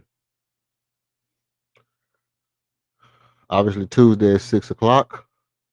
I will Tuesday at 5 o'clock. I will come on here and do a pregame show, and we'll discuss what I think about the game. But I'll give you a heads up. I give you a heads up. We're gonna find out what Armin Thompson ready to do this year come Tuesday. Uh, wedding. Wedding. Shit, yeah, I'm wedding. Cause come next week, you get ready to be a rich nigga. You see, look, next week, Armin Thompson going up against Jordan Poole is gonna be a show. That's gonna be a show. You talking about a premier ball hog. A premier ball hog. Or as they say in when you were in high school, a hog ball. Gonna dribble, he gonna cross, he gonna shimmy, he gonna step back, he gonna sidestep, he gonna euro, he gonna hesitate in and out, he gonna sham guard, he gonna do everything, every play. Jordan Poole gonna do everything, every play. He trying to embarrass you every time. And he gonna be talking that stuff. He gonna be talking that stuff. He gonna try to get you, he gonna talk his noise, and he gonna try to make you look bad. So we're gonna see how Armin, that's gonna be a point guard battle. Um Jabari at power forward. I mean, if we was gonna go with a big lineup, Zion Williamson would be the perfect time to do it. Cause skinny Zion, hey, look, nobody want to run into that dude. The one thing I don't want, it's gonna be good to see Jabari on Zion. You know, to see how did you fare against somebody who's just way stronger than you. You know what I mean? What you able to do with somebody who way stronger, way athletic, and playing at the top of their game. We're gonna get to see that. We're gonna get to see that. And so I definitely think um, the 14th is gonna be a good game. Now, we if I wonder about this though. I wonder about this. We've seen Ime Udoka do some incredible trial and error, you know, just throw it against the wall, see if it's stick, testing out the water, stick your pinky in it, you know, toe in the water. We've seen Ime Udoka doing some stuff with these lineups. We haven't seen him just do nothing, nothing flamboyant with the plays yet. So, you know, maybe he don't have to. Maybe it's just because he's trying to let everybody get familiar with each other. Maybe that's the case. But like I said before, if KD is just going to be Ime's clutch, so he don't have to do nothing spectacular with the offense, or because he don't have to dial nothing up, he just gonna run veer left, veer right, 6 play split like Novocaine. He gonna run that, that remember the Titans all season long. If that's what we're gonna get from Ime Udoka, not that I'm gonna be upset about it, but I am gonna question. I am gonna have some questions about, you know, do he need, does he need some assistance with offense? Could the offense be better? Could the offense be better? Or is it that Jeff Van Gundy? Like, I don't care if the offense is better. I don't care if we scored 122 points and we scored 100 and whatever points the other night. It's not like the offense is bad, but could it be easier shots for different people? I mean, we was getting a lot of good looks at the basket, but those not gonna be there when you. It's not gonna be all them, you know, slip screen, boom, pin.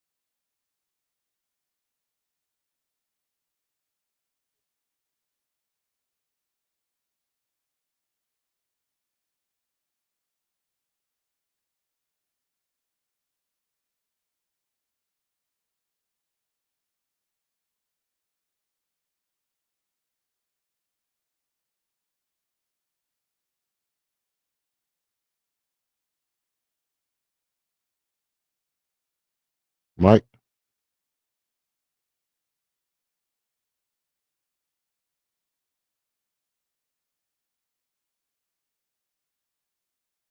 Mike.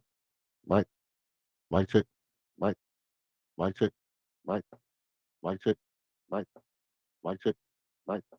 Mike check. Mike. Mike check. Mike. Mike check. Mike. Mike check. Mike. Mike check. Mike. Mike check. Mike. Mike check.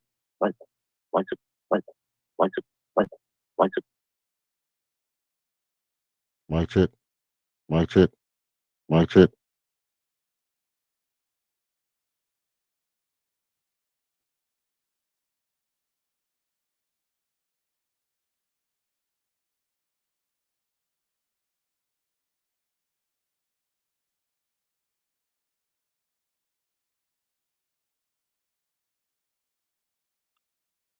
Mic check.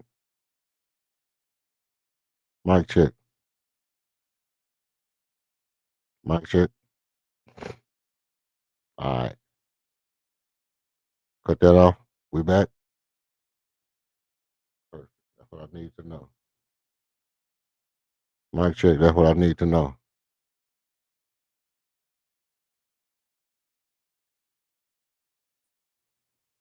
Yo, am I back? Oh, that's good. That was good. That was good. That was a good little experience right there. So obvious, you know what I mean? Look, that was a good little experience.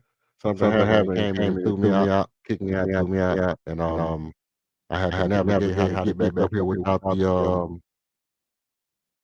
the echo coming back. And obviously, I'm new to some of these softwares and whatnot. So, it was good to actually go through that and see how. Oh, shit, I am echoing.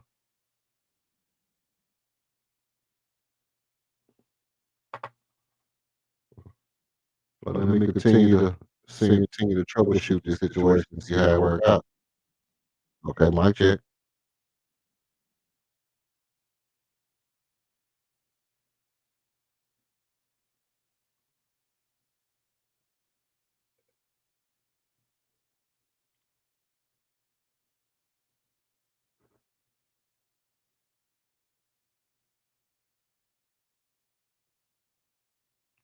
Wow.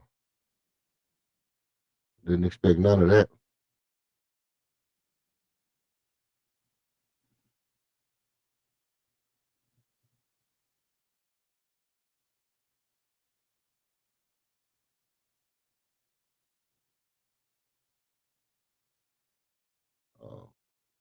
Obviously, that's what it is right there. Bang. Bang, bang. Got it.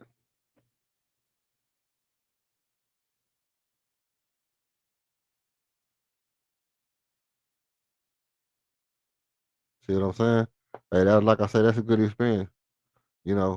Sometimes you gotta, hey, cause it's brand new. Like obviously my setup new.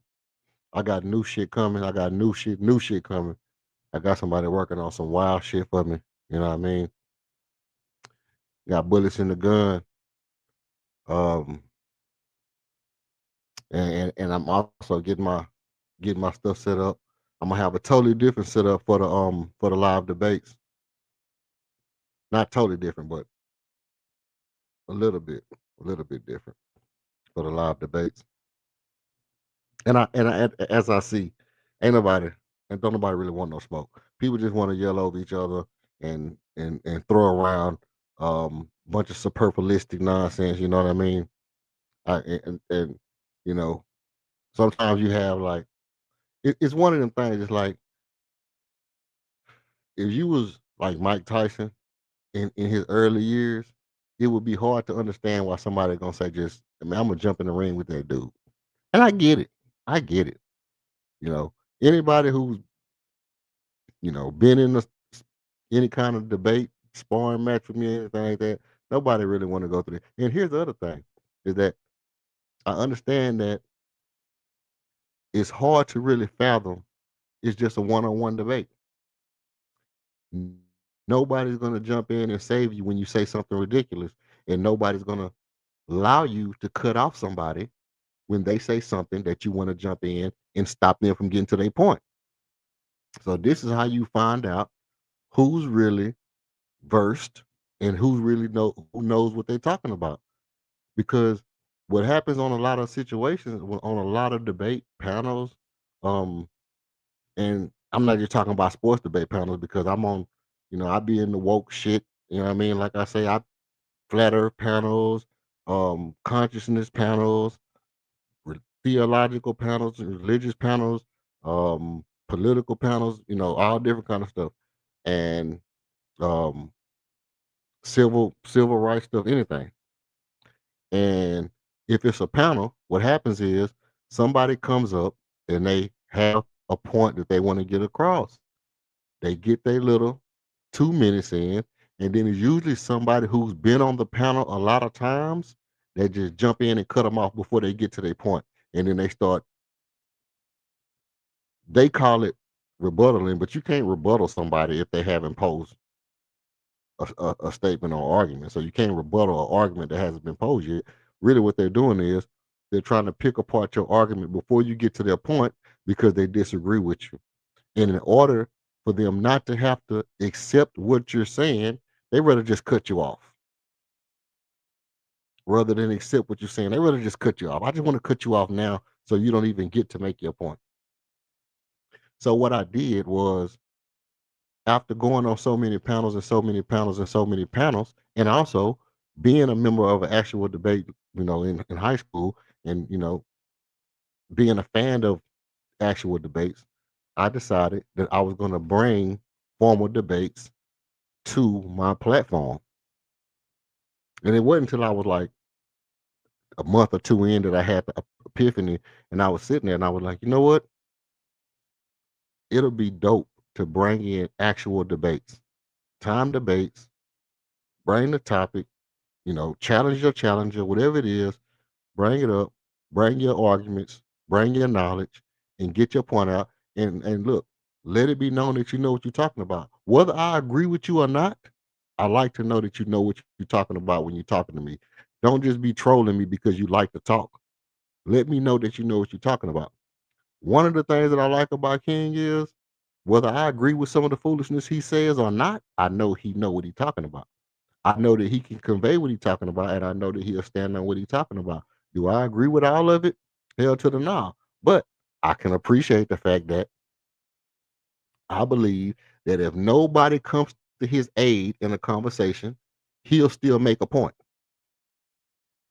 Sometimes you listen to people talk and they'll just say random shit and they won't have no point and they'll never get to a point because ultimately they have that I'm waiting on somebody to jump in and save me.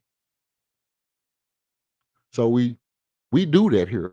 I like that. I like the just regular conversation part of it too. You know what I mean? The regular conversation part of it, that's fun and games and da da da da da. It's chilling, we talking, we chopping it up, we homeboys, we kicking it, sitting around the barbershop or barbecue, backyard, whatever, drink a beer. That's cool. I like that. But I also like the aspect of find out what the other person because you might learn something from somebody if you just let them talk. And it might be something you don't know. It might be something you don't know. You know. Now sometimes people will say the shit that you already know, which is, you know, oftentimes what you expect. You expect that a person gonna come up, they're gonna say the exact thing you knew that they were gonna say. Like, I'll give you an example. I'll give you an example. Since ain't no game tomorrow, I might stay on a little bit later, which means um, I might have to run to the restroom right quick. Um, but here, this is what I'm saying. I'll give you an example. Let's say you debating somebody about the greatest player ever. And somebody might say, well, Jordan is the greatest player ever. He got 6 rings. Well, you would expect them to say that. Jordan is the greatest player ever. He got X amount of MVPs. Expect them to say that. Jordan is the greatest player ever. You know, look what his shoes did for the game. You know, um, uh, off the court things matter as far as impact on the game and things like that. So these certain kind of things that you will hear a person arguments you will hear a person make, you can almost be prepared for them because you know the kind of argument people are going to make. No problem. LeBron's the best player ever. Why? He's 6'9" and he did this and he scored more points than Jordan and he got this many rings and who do I? You know the arguments they're gonna make. You know, I would say, well, oh, he did this, da da da. We went Bill Russell, blah blah blah blah. We had the same argument. Now, if I was to debate somebody and I said, hey, look, Akeem Olajuwon is the best player ever, somebody would think I was trolling, right? They would think I was actually trolling. Like, how can Akeem Olajuwon be the best player ever? And I would make my argument about why I think Akeem Olajuwon is the best player ever. Now, if you know me, you know that I have legitimate arguments of why Akeem Olajuwon is the best player ever.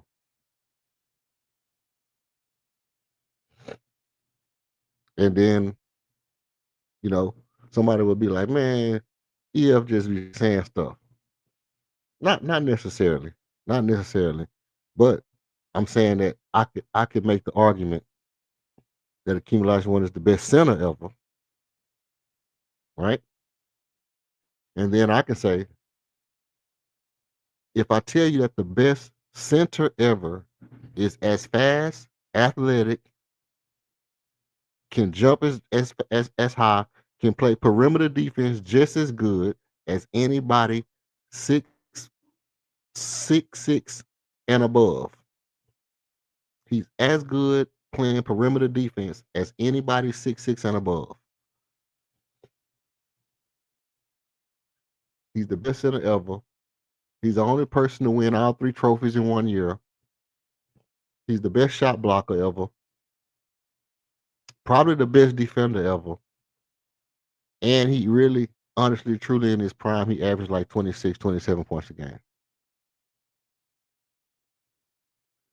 With all those things being considered, can you say that Michael Jordan is a better player than Hakeem Olajuwon?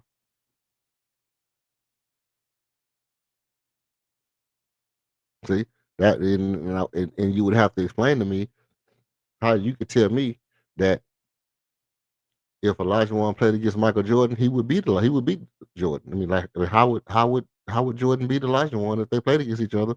When Olajuwon can hold you on the perimeter, but you can't hold him in the post. Where they play two time. Well, just let's just start with 1-on-1. Let's just start with 1-on-1. Who's better 1-on-1? Then we'll go to who's better in 5-on-5.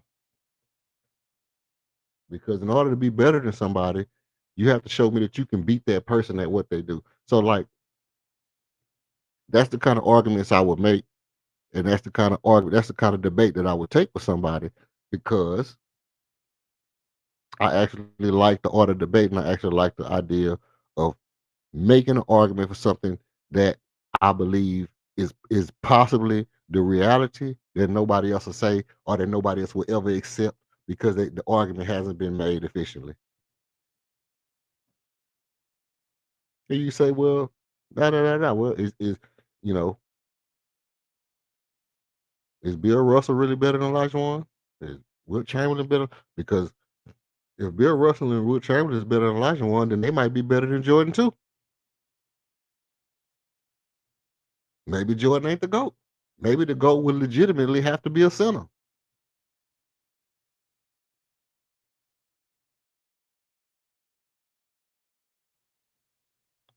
What's up with it, Buck Mo? What's up with it, family? Buck Mo slid through. And I would almost, dare somebody to debate me that Jordan is better than Elijah Wan one-on-one. Just one-on-one. Take one player, take another player, put them on the court, and you say Jordan gonna beat Elijah Wan one-on-one. Now it's idiots out there that would be like, yeah, he will. Because he would take him on the perimeter. It don't matter if you take Elijah Wan on the perimeter. Elijah Wan gonna D you up on the perimeter, he gonna D you up in the post, and then he'll take you in the post and cook you in the post where you can't hold him. So one-on-one, Elijah Wan is probably better than Jordan. But basketball is a team sport. Well, let's talk about the team sport. Let's talk about the team sport. You know, Jordan did this. He scored 36 points as a rookie, and this, that, and the third. Elijah Wan wasn't a slouch either. Elijah Wan wasn't a slouch either. Never in his career was Elijah Wan a slouch. But if you talk about team sports and you say, hey, take Jordan, drop him full stop on Elijah Wan's team and take Elijah Wan off. Take Elijah Wan, drop him full stop on the Bulls and take Jordan off.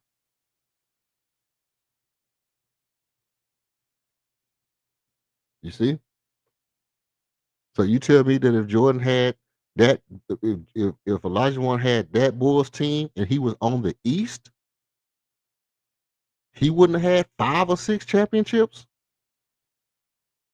You give Jordan Pippen and Dennis Rodman and Ron Harper, Steve Kerr. Come on, man. Come on, man. What are we talking about? Phil Jackson, what are we talking about? And then you put Jordan on the team with Kenny Smith, Vernon Maxwell, Robert Orr, Sam Cassell, and Otis Thorpe, and Matt Bullard, and Scotty Brooks. It's a good team, but do he get 6 championships? Probably get 2. He probably get 2 because Elijah Wan would have won the rest of them championships that Jordan won. You see? So I don't know. That's just my own personal take on the debate. You know, I could debate something like that because I've had a debate with somebody whether Elijah Wan was the best center of all time. You know, and obviously I'm gonna mop the floor with you, but it's easy to say that Elijah Wan is the best center of all time. And so with that being said, you know, that's one of the things that I was preparing myself to do leading up to these last couple of months and leading up to today, and working on the rewards and things like that, getting some stuff sorted out. Also reaching out to some people in the email and checking to see if they want to come up and debate this, that, and the third. So if you get an email, reply back to me. Let me know, let me know what's going on. We can set up some things. Also, here's a funny idea. Here's a funny idea. So a lot of times, tell me what you think about this, Buckmo.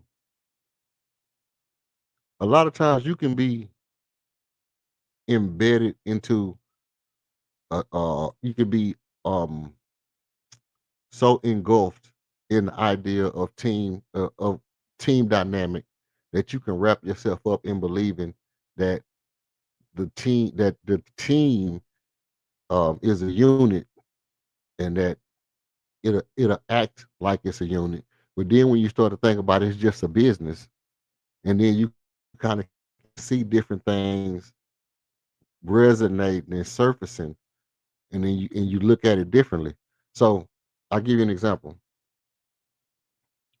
Let's say like with the Tari East and Kevin Durant dynamic. Both of those guys are waiting on a contract. Do you think that there's something in the air that would make one of those guys feel like, I don't wish the full best for this other person because it would affect what my full best is? Something like that, you know, something along those lines. Like, if this person gets his best result, I won't get my best result. Do you think people feel like that in sports? Or do you think like on a team, do you feel like as far as Houston Rockets go, do you feel like maybe that's a thing? Like if Tari gets his best result, Kevin won't get his best result. If Kevin gets his best result, Tari won't get his best result. Or do you think like everybody can get what they need and thrive? Um, everybody can get what they need and thrive. I don't know. I don't know. That's kind of something I've been thinking about because I see like people talking about the different dynamics of players. Like you know they dap up different. People dap up different with other people than they do with other people. People might show that they have a little bit more support. It looks like they have a little bit more support for one person other than they do the other person. And um, I don't know. I don't know. I don't know. I hope not. I hope it ain't like that. I hope it ain't like you know where it can lead to some kind of tension or some kind of friction. I hope everything is you know. Well, I mean, yeah, it's a pecking order, but I hope it ain't like it where it's tension. I hope it don't. Well, I know it ain't no tension now because it's early and nobody finna get nothing right now. You know, everybody just trying to get to prove what they worth. But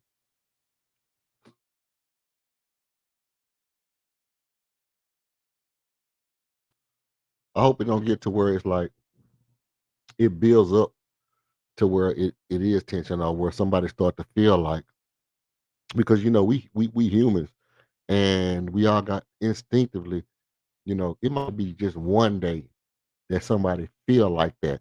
They might just have one feeling like, man, damn, I hope this nigga ain't really playing like he worth this, you know. And it might just be one day that somebody feel that, and the next person might know that that person feel that instinctively, and they might carry that with them for 2 weeks. And then by them carrying it with them for 2 weeks, the next person might be like, damn, he acting kind of shifty. And then they want to, you see what I'm saying? And then they just kind of build up. It's really just, it was just a feeling or a thought that I had. It ain't nothing that's, it ain't nothing that's supposed to tear down the whole, it ain't like I really don't want you to see you doing good. You know, it ain't like I don't want to see you doing good. I want to see everybody doing good. So I don't mind if you get your shit right, you get your contract right, I get my contract right. The best we can. And we both thrive.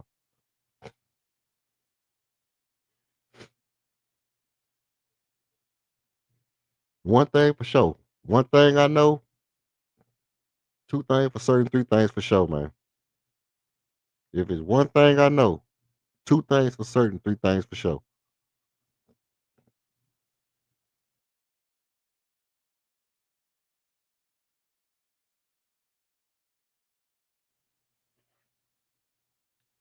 And well, now that'd be a totally different story. If they minutes start to drop, if their minutes start to go down, if now if for some reason Tory minutes start to drop, that'd be messed up, bro. Cause if Tory minutes drop, that means Josh Okogie is playing very good, or or Reed Shepard and JD Davison playing very good.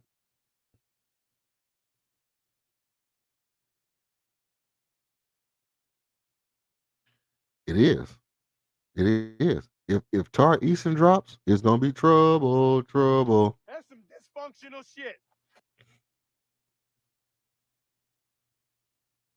Because the only way I can see Tar Eason minutes dropping is if JD Davison and Reed Shepard start to play good and they start to take over a lot of the guard responsibilities, um, and Amin moves more into back into a shooting guard, plays more shooting guard, off ball, not off ball, but off guard, um, you know, in that role more.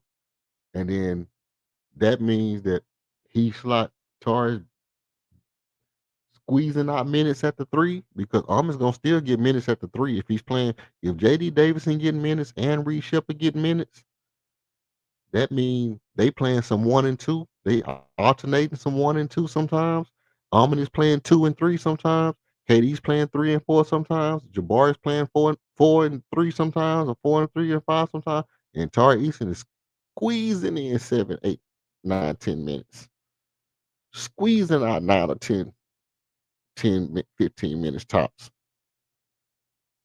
I mean, he was doing like 22 minutes last year. So if his minutes drop down to 15, 17, 15 minutes, I feel like Eason is a starter. I feel like Eason should have started last night. I feel like Eason should have started last night. I don't see. I like Reed. I know they're trying to groom him. I know they feel like he can be good, this, that, and the third. But I think, he does bring a dynamic. I'm gonna tell you this. I'll be honest. He does bring a dynamic to where when Reed Shepard is on the floor, he makes the defense react differently. And I'm gonna tell you why. Because when Reed Shepard is on the floor, he makes the defense feel like, hey, we need to get up on him, pressure him, get up on him. And by pressuring him and getting up on him and trying to steal the ball from him, you're really opening up the floor more. When if it was somebody who you felt like backing off of, you would condense the middle of the floor. But by trying to pressure up on you know, all the space that you using to crowd Reed Shepard and try to D him up is just opening up more space in the middle of the floor for Kevin Durant and Alpha Shango. And when you see Reed Shepard, go baseline and then come up on the other side and pop out to the 3-point line, it's one of those things, bro. It's one of those things where we say this about all the guards. We say this about all the guards who's supposed to be able to shoot. If they just become uh, uh, um,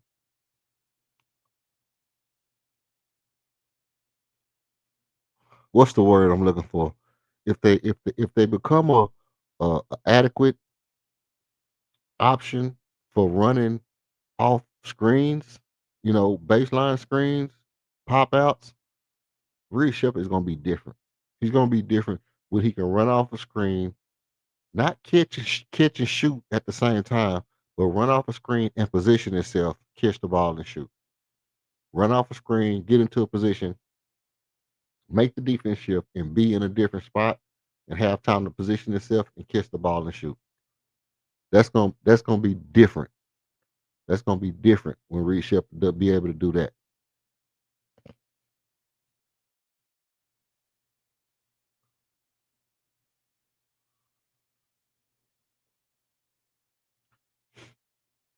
But look, I don't know. I don't. It is. It's a lot of small forwards, but now Tari got to back up KD right now. Tari got to back up KD unless they start him. I feel like he'll start him. It's one of those things we was talking about earlier. When King was talking about Manu Ginobili coming off the bench he can he can make plays for the second unit. That's kind of what they doing to Tari. They kind of doing the same thing to Tari Eason. They kind of saying Tari can be a starter anywhere, but we need him to come off the bench because we need a defensive playmaker on the bench. He's a spark plug when he come off the bench. How about be a spark plug starting? How about spark the first quarter up when you come in that mug? You know what I mean? How about you spark up the first quarter? Damn all that sparking up the bench. Trying to spark up no bench. Spark up this first quarter, goddamn.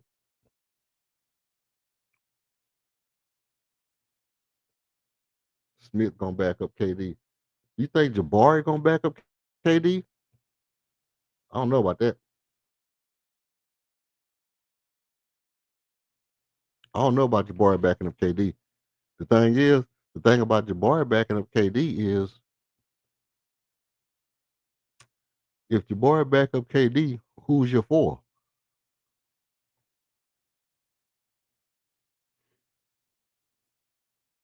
Oh, Dorian Finney-Smith. You talking about Finney-Smith gonna back up KD? DFS.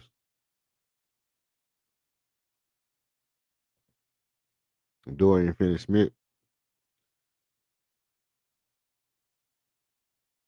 Smith gonna back up KD. Nah. Smith not gonna back up KD. Jabari not gonna back up KD. Tari gonna. I mean, you saying if Tari start, who will back up KD? Dorian Finney-Smith. I know you're hurt right now, but I mean, if Tari was to start right now, not KD at the four.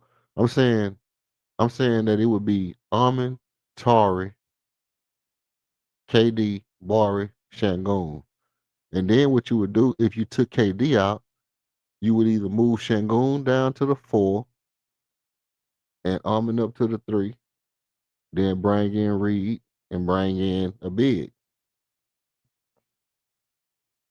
Yeah, same thing. Easton at the three, same thing. You would have Armin, KD, Easton, Bari, Shangoon. Same thing. Easton would be at the three. Uh, KD would be at the two for me, for my likings. And then what will happen is when KD goes out, you would move Armin up. You would move Shangoon down to the four, and then you would bring in a big. You would bring in what's it called? You would bring in shoot up Reed Shepard. See, something like that. So KD would go out, Reed Shepard would come in early. That would be maybe KD and yeah, KD would go out, Reed Shepard would come in. Tara would go out, Steven Adams would come in, or Clint Capella, something like that. So I really wouldn't be subbing like position for position. I would be alternating the way I bring them in, which is kind of what Ime was doing anyway. He was bringing out people and not putting in a replacement. He'll bring in somebody and put in a replacement at another position, that whole another position, and somebody would just slot down or slot over to that next position. And I'm cool with that. I'm cool with that, man. I like the way he was running the rotation. I ain't got no quarrel with the way Ime ran the rotation, to be honest.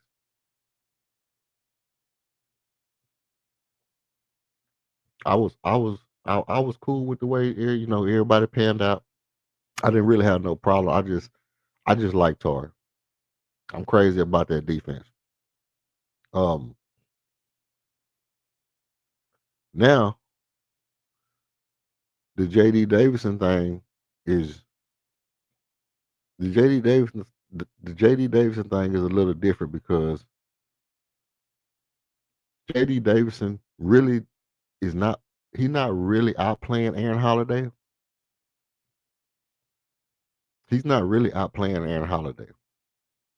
Aaron Holiday's still a baller, but I think I like him better. I think everybody like him better.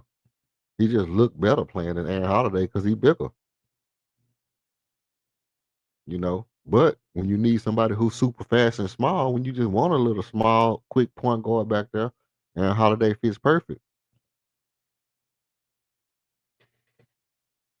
So I don't know. I don't know. It's a little different. The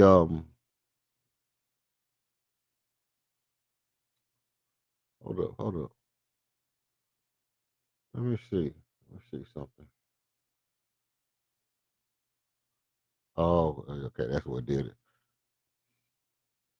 No, so the starters gonna be around 33 minutes a game. Hmm. You think KD gonna get 33 minutes a game?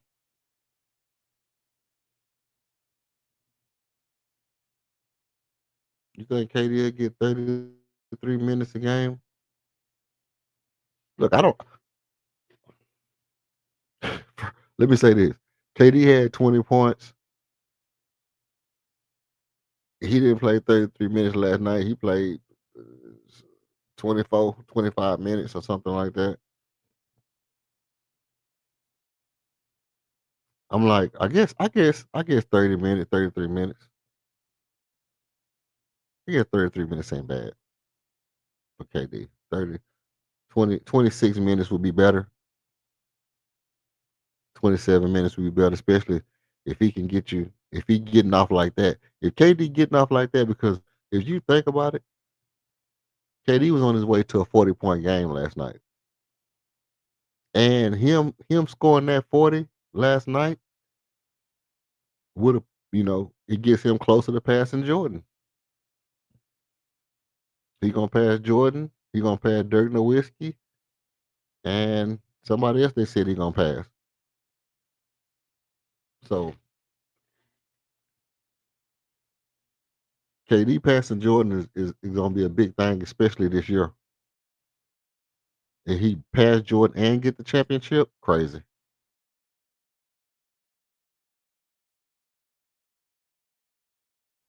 That's crazy work. What you think about this one? What you think about this one? Let's say KD stays with the Rockets for 3 straight years. I give you a better one.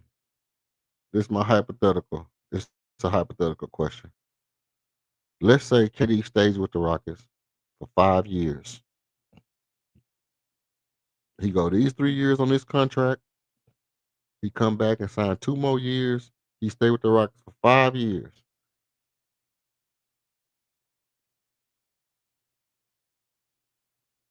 Can he be in consideration for one of the best Rockets ever if he only been here for 5 years? Because when me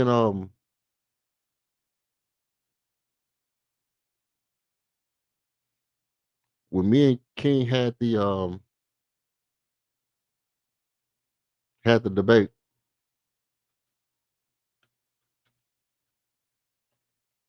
he kept saying Moses Malone wasn't here long enough to be considered the second greatest Rocket.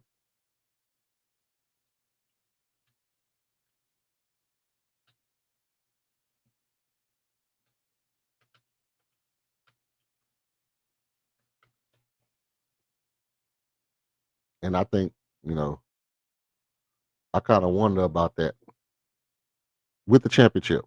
With the champ, he win one championship. He win one championship within these next 3 years. He take a lesser role into that, like that Ray Allen, you know, Miami role, like that, you know, number 3 option.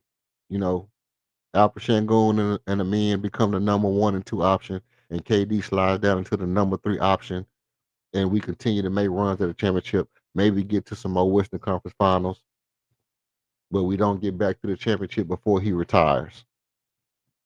But he helped us remain at the top of the standing for the next 5 years. Let's say we get a championship.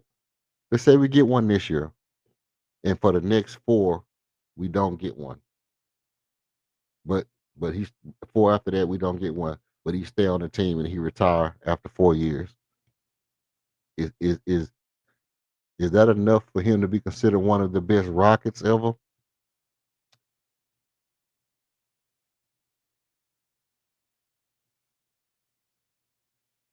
I think that's gonna be like one of the, you know, because I'll give you this.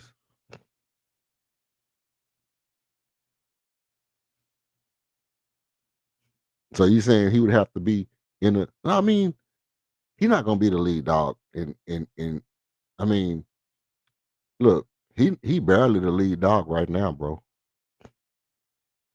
He barely the lead dog right now. He the lead dog right now, but he's not gonna be better than Alper Şengün in 5 years. He's not gonna be better than Alper Şengün in 2 years.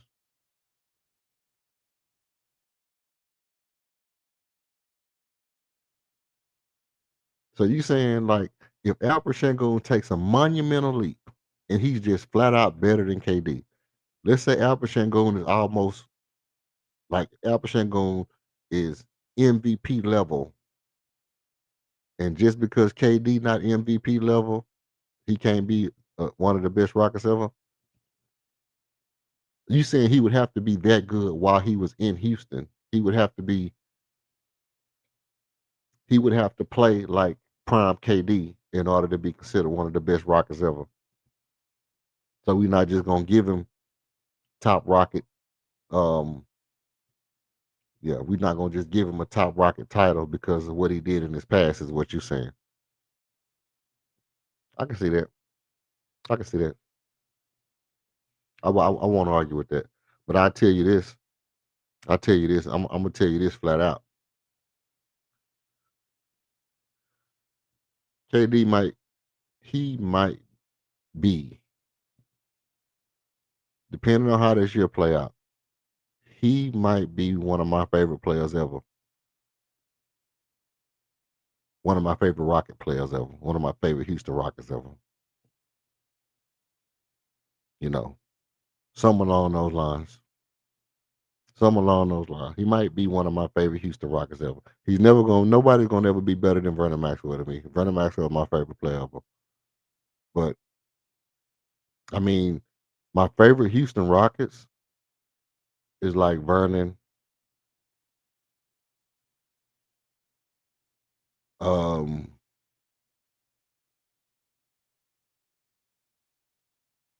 Sam, Vernon, Sam,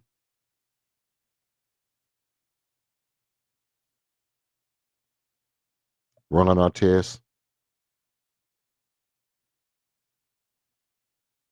You know, Vernon, Sam, Ron Artest. Skip to Malou. You know what I mean? Roderick Rhodes. Roderick Rhodes was that boy, man. But not his. But I mean, obviously, you know, a lot more. But the interview he gave, where he said when he said it feel like this, when they asked him what you feel about wearing a Rocket red, and he was like, I feel like this what I'm supposed to be wearing. I feel like this what I'm supposed to been wearing. that that was fire to me. That changed my whole perception of Kevin Durant. And I did my rant. I know I did my rant about, you know, about the fact that him and, you know, that he could have came to Houston and played with James Harden when he went to Golden State. I know I said I wasn't going, you know, I knew I said I was over it. Still kind of hurt down inside though, man. Kind of, it kind of hurt on the inside.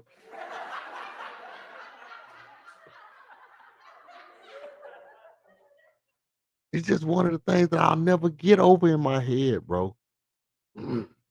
Like, I done learned to live with the no, no. Look, I'm serious. I got over the fact that we could have had Elijah Warren and Jordan. I got over that. That was the stupidest thing we ever did. I got over it. Not trading Ralph Sampson for that pick, because we'd have drafted Jordan, and then we could have turned around and drafted Clyde Drexler. That's ridiculous. And Elijah Warren, it was crazy not to trade Ralph Sampson for that pick. But I get it. You had two phenoms, and Ralph Sampson. If he would have panned out, it was like saying Ralph Sampson was like saying, I'm gonna tell you exactly what it is. It's like if somebody went to San Antonio and said, "Hey, we'll give you the first pick and what was first and the third or whatever for Wimby." And you had let's say they had on their team already, I'm trying to think. Let's say that I'm trying to think of somebody who got a bad team with good players. I don't know. But anyway, it was something like that. It was something like somebody going to the team and saying, "Hey, you already got a guy that was a number one overall pick. And we'll give you the first and third pick or some shit like that for Victor Wembanyama, and you like no, and then those picks end up being Michael Jordan. You look down the line and Victor Wembanyama is hurt. You know what I mean? That's what the Rockets did, some shit like that. And I got over it. I got over it. I learned to deal with it. You know, I sucked it up. I'm okay. But the fact that Kevin Durant left Oklahoma City, he was a free agent. He had just got beat by OKC. James Harden is in Houston going crazy, going nuts. And Kevin Durant could have said to himself, I'm finna go team up with James Harden. We finna put Golden State out of business. I can't win with Russ, but I think I can win with James Harden and what they got going on in Houston.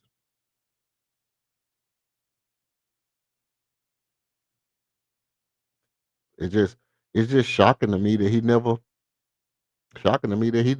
do it. I mean, but I'm over it. I'm over it. I'm getting it out. This is like therapy. Yeah, he took the easy way, but it was the hard way. Sometimes the easy way is the hard way because he took a lot of backlash for that. He took a lot of backlash for that. You know, he took a lot of backlash. But I'm dealing with it. You know what I mean? Because they say as men, it's okay not to be okay. You know what I mean? It's okay not to be okay, and I'm trying to be okay with mine. I'm gonna be all right. You know what I mean? I'm gonna cry in the car, but I'm gonna be all right. I'm gonna get over it. I'm over it. I'm over it. I'm over it. I'm done. I'm gonna not mention it again today. You let this nigga get hurt. The minute this nigga get hurt, I'm gonna bring the first thing I'm gonna say. The very first thing I'm saying, like, yeah, man, shit. Remember that time he came over here and he went over there to Golden State, man. Boy, that nigga that boy, I tell you. Ungrateful ass. Boy, I'm ungrateful. That's what Kevin Durant told her, boy, yeah, cut your shit off, man. These ungrateful ass fans. And then I look at it, I thought about it, I was like, you know, let me say this. I like when KD clap back at people. KD has some of the best clapbacks ever. No matter what nobody say about it. And like I said earlier, we're gonna change the narrative about KD not being a leader because I saw him being a vocal leader last night. I saw him big up in his players. I saw him talking his guys through shit on defense. I saw him hyping up Tari Eason, you know what I'm saying? Getting him to focus when he missing free throws. I saw everything. I saw KD being a vocal leader last night. But just for the sake of saying, on the other note, I mean, what do we have to be grateful for? We got to pay buku money to watch basketball games, watch football. For those of us who try to bet, we bet, and then they sit the players, you know, or you bet that somebody like you bet that a guy who made 5 3-pointers last night is gonna make 3 tonight, and he only play the first half and don't play in the second half, and then you lose money, you know. Um, you got to be grateful because I'm watching somebody play basketball for millions and millions of dollars. I have to be grateful for that. What to be grateful for? I mean, it's not. Look, I'm not talking about what people do for the community because to me, that's just I appreciate. You know, I have a sense of appreciation for what NBA players, football players do for the community. I don't really know what it be, but they be doing turkey drives and stuff like that and school giveaways. And you know what I mean? Whatever. I can appreciate that. But grateful, strong words. Strong words when you call somebody ungrateful, bro. And I don't have no, I don't have no personal problem because he wasn't talking about me. But I'm just saying, like, what is it to be grateful for? What does a fan have to be grateful for? What have you done for the average fan that he needs to be grateful? Oh, we got to watch you play basketball. Whoop the effing do. Whoop the effing do. That's some dysfunctional shit.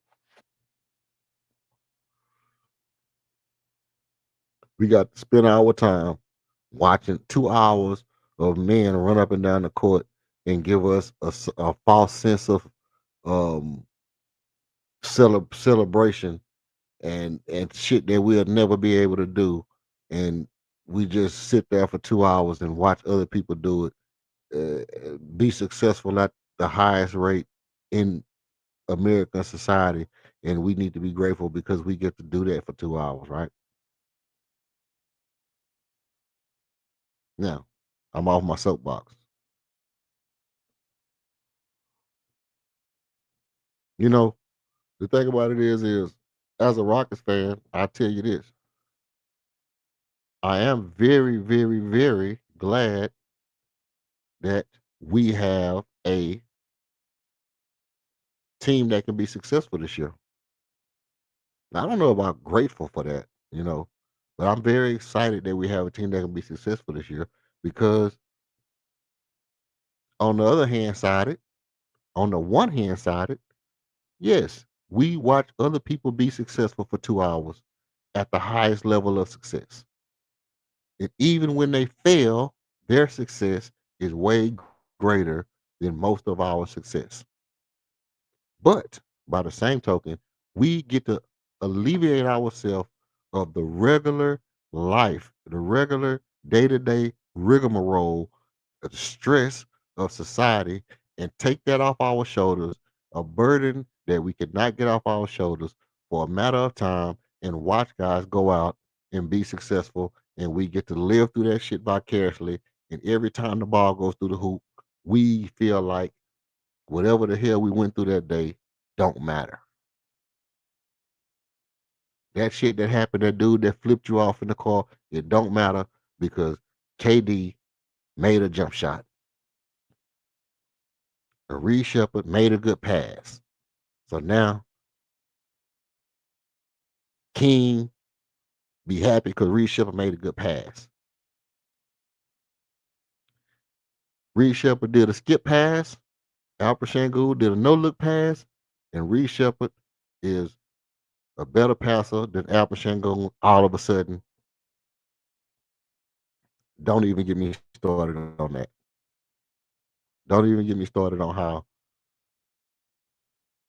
Reed Shepard made 3 good passes last night that I couldn't have made. I can't even say I couldn't have made. I could have made that shit behind my back. The pass that Reed Shepard made, I could have made with my eyes closed, to be honest. But all of a sudden, Reed Shepard is a better passer than Alfred Şengül. And no matter how ridiculous it is to think that Reed Shepard is a better passer than Alfred Şengül, we still get to watch them do that on a high level, wearing that red. Wearing that red. And at some point, the nostalgia of maybe Kevin Durant gracing the mustard and ketchup jersey. At some point, we're going to see one of the greatest scorers ever to play basketball wearing mustard and ketchup again. And whatever you went through that day, gonna feel like nothing because you're gonna watch basketball. You're gonna watch great basketball. And you have that feeling of nostalgia when you see them in that mustard and ketchup, and life will be better for 2 hours unless they lose. By the same token, at some point this year, We're going to watch Kevin Durant put on that bullshit blue and white Rockets jersey, the worst jersey ever made in the history of champions.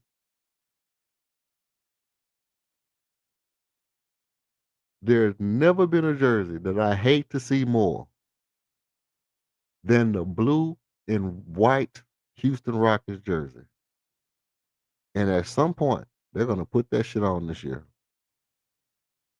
And we're going to see one of the greatest players go out there and probably get demolished in that whack ass jersey because that jersey is janky as hell. I would even say, you know what? I am going to say it. I'm going to do this now. To the Houston Rockets and the Houston Rockets faithful. From the top office to the bottom office. All managers, staff, coaches, doctors, players, and fans. I make my public appeal to you now. If by some stretch of the imagination, you are one of the few people that have come across this stream and you make it to this point, hasn't been a super exceptional, you know, um, exciting stream. But if you've made it this far, I appreciate you listening. There's some good stuff. But this is what I want to appeal to you now. I want to thank you for listening, and I want to appeal that you do not put Kevin Durant through the torture of putting on that blue and white jersey. He don't deserve that.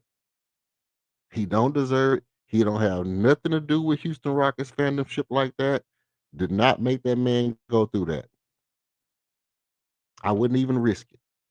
If I was him and you told me we're wearing that jersey tomorrow, I would tell you, I think I just caught pneumonia. My dog ate my homework.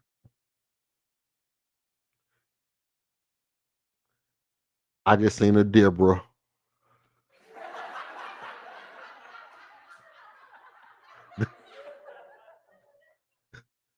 Straight up.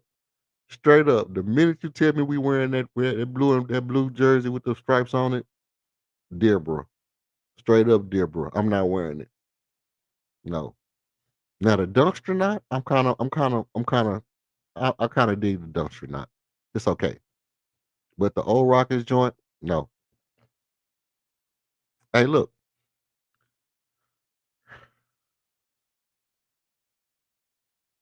Somebody asked me, do I think Amin Thompson would ever win an MVP?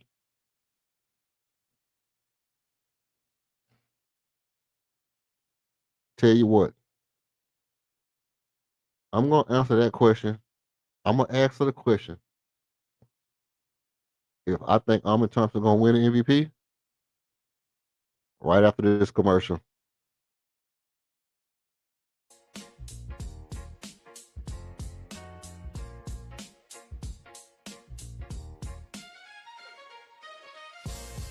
Every show needs a spark. Ours, you. Step into the spotlight for a one-on-one fire debate. Call out a take, defend your own or a beat and teach masterclass. Winners earn bragging rights and rewards. Email redalert.rocketzone@gmail.com to lock your spot or choose a topic from our board. Thanks for supporting the movement. Tap subscribe, drop a like, and if you want to buy us a coffee, Cash App, $26 KG1. Every show needs a spark, and you are ours. Salute to you.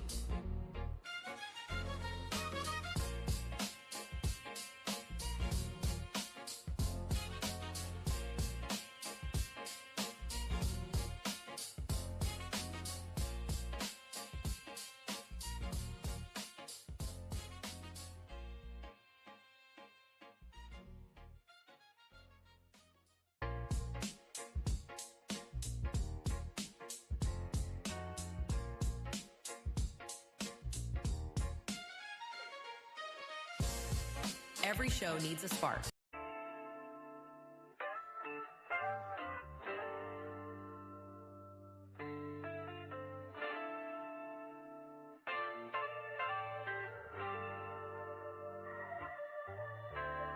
I'm with my focus. Focus on what's in our section.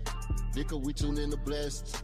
Haters can't get no reception. What you expect, I can't accept. Get accepted when y'all get accepted. See something so sexy, they see what we building. When we in the building, they come no expect it. I'm so project ECT in the settle. I'm so project, but I still don't project it. My soul is protected. Take it to Texas, so welcome to Texas. You got on the vest, we got a new invest. I guess it's day I'm the best, which is just my assessment. Life is a beach. If you got some beef, you can get you some eggs. Don't turn it to breakfast. I'm running a fast break like I'm a veteran. Life is a bitch, need a veterinarian. Put him to sleep, got a shovel of burying. Bring the energy, might be Nico Tesla. If I charge you to the game, burn up your area.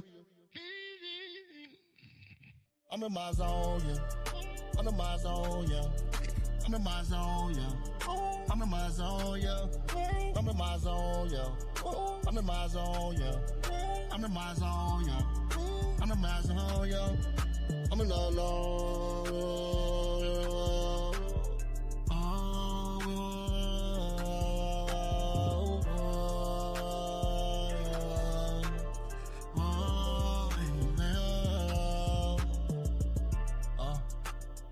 I could not miss like I'm shooting the ocean. You get emotional, I just get motion. Most of these mofos is more for the fun, bro. Yo. They bump their head, go and get them a motion. Go and get bread, you won't get it from open. I will bust a shot, it'll spread when I open. Oh. You get laid, you get laid, it's addition to Oprah. If I took a shot, if I passed it, you open. You took a shot, it you must have been doping.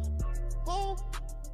You took a shot, there's no white like you doping. Me, I'm just doping, I'm dope like a homo. You pop like coke, you barely was coping.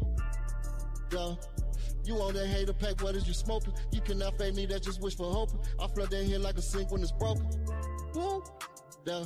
You try to wait till I'm sink, but I'm floating. Woo. Yeah. I'm in my zone, yeah. I'm in my zone, yeah. I'm in my zone, yeah. I'm in my zone, yeah. I'm in my zone, yeah. I'm in my zone, yeah. I'm in my zone, yeah. I'm in my zone, yeah. I'm in my zone,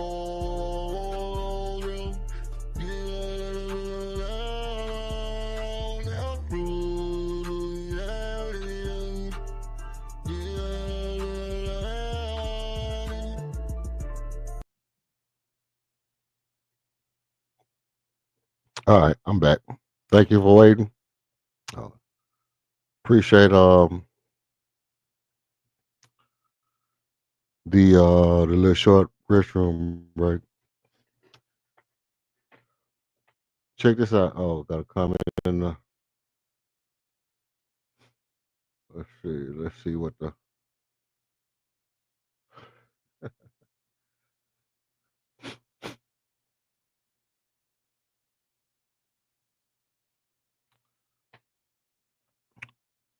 Will Armin ever win MVP? Here's the fact. Here's the fact.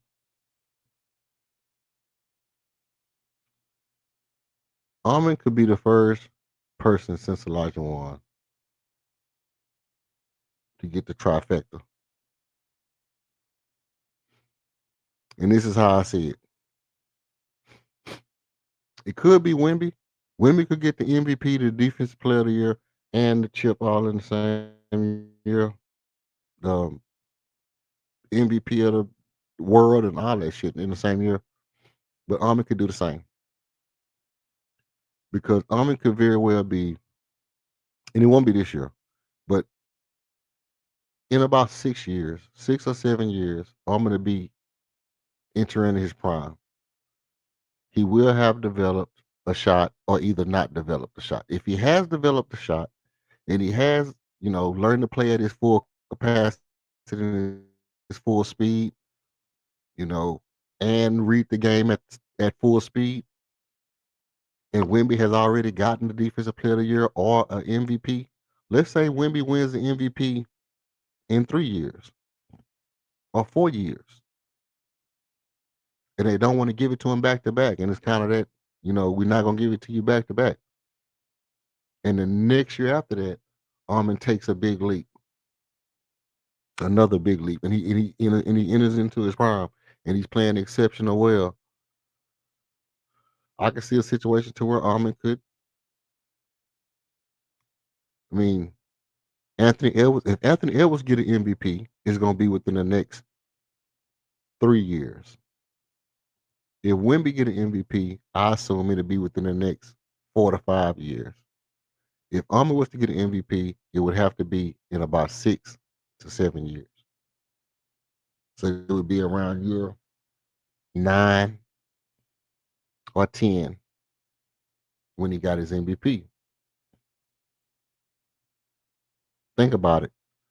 What year was it when Nikola Jokic got his first MVP? What year was it when Shea Gilgeous-Alexander got his first MVP? What year was it when Elijah Wan got his first MVP? All those guys got their MVP later in their career.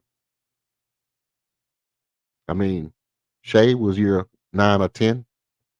Jokic was like year 9 or 10. Dream was like year 10, 9 or 10, right? Like year 10.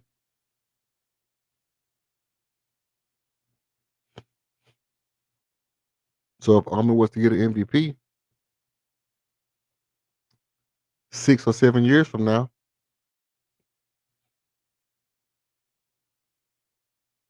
man, let me tell you something. That's some dysfunctional shit. Don't get Matter of fact, I'm gonna give you this right here. I'm gonna give you this right here, Buckmo. Red alert. We got a Wemby watch. We got a Wemby watch. If Victor Wembanyama, if Victor Wembanyama get MVP this season,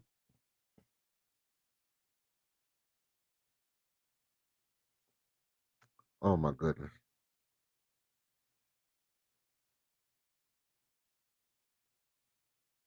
You know how frustrating it'll be if Victor Wembanyama get MVP. The only way I won't be frustrated if Victor get MVP is if Armin get DPOY.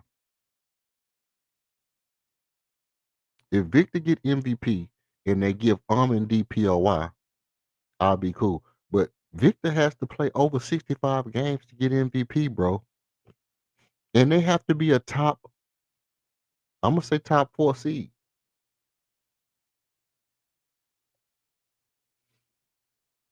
Because I mean, let me let me get into night mode. Here's the thing. They have to be a top, they have to be a top seed, top 4 seed, which means not top 4 in the West. In order for them to win for Victor to win MVP, they would have to be a top 4 seed, which means Oklahoma City, Houston, Cleveland, San Antonio. That means that Denver didn't make it to the top 4 seeds. That means that New York didn't make it to a top 4 seed. That means Atlanta, Magic, none of those Eastern teams made it to the top 4 seed. That means there's 3 out of the top 4 teams on the West. That's not hard to think, but it's usually kind of a little bit more spaced out. But if all 3 teams was on the West and the 4th seed, yeah, I know Jokic won as a 4th seed, but that's what I'm saying. Victor, the San Antonio Spurs will have to be a 4th seed. I think we're going to be a second, first or second seed. I think the Rockets stand to be a first or second seed this year. I think the Clippers, I mean not the Clippers, I think the Cavaliers still can be a 3rd seed. So if it's Rockets, OKC, Cavaliers, and then San Antonio would have to be the 4th seed. That means they literally got to beat Denver a lot. They have to beat Denver a lot. They have to beat us a lot. You know who else they have to beat a lot? Dallas. I don't see San Antonio being a 4th seed, bro. They just don't have the continuity. They don't have the continuity yet. They don't have the chemistry. It's it's nothing about Denver that says that they can be a I mean nothing about San Antonio that says that they can be a 4 seed. I don't care how many times I see Victor, because I'm gonna tell you something. Victor Wembanyama been watching Alpha Shangoon bully people, and he think he can put his shoulder into people's chest and run them over and dunk on them. Guess what's finna happen? He finna get called for 1,000,000 charges. You know why? Because it's a reason why big men don't do that all the time. You know why big men don't handle the ball and dribble in and drop their shoulder? Because that's a fucking charge. And you cannot drop your shoulder all the way down there just to try to be physical with somebody when you 708 feet tall and you want to drop your shoulder down and hit somebody in the middle of their chest because you want to be strong. You can't dislodge somebody with your hips. Your hips is on everybody's chest, bro. What you gonna booty bump them in the middle of their chest and try to dislodge them? Nah, you gotta dribble. You gotta get all the way down here. You gotta dribble all the way, lower your center of gravity. You gotta dip your hips. You gotta bend your knees, and you gotta try to put your shoulder in somebody's chest. And the minute you start doing that, people gonna start taking charges. Watch, watch how many people start taking charges. So no, nobody's going for that though. That's all cap, bro. All that running people over and stuff he doing, it's all cap.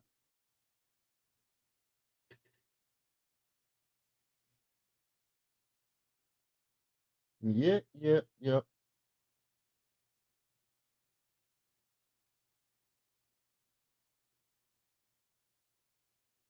I tell you something else.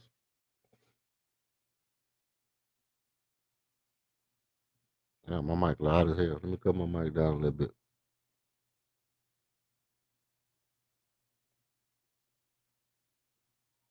Yeah, why you ain't telling my mic was hella loud, Buck? Um, I tell you something else. Alfred Şengün could win an MVP. Alfred can win an MVP because he's gonna consistently have triple double numbers, triple double numbers for the next 4 or 5 years.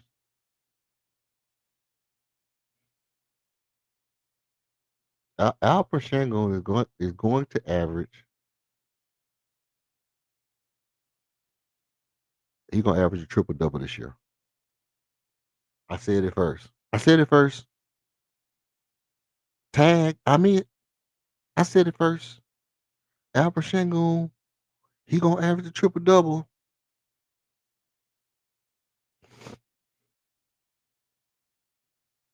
Shoot, shoot. You got questions? I got opinions.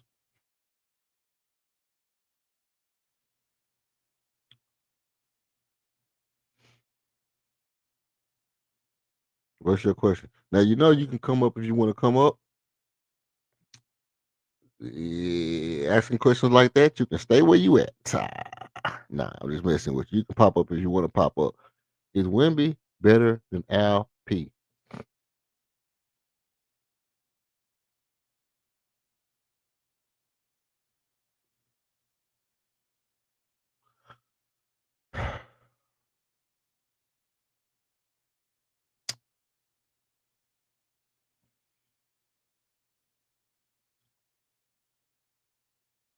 This is what I'm gonna tell you.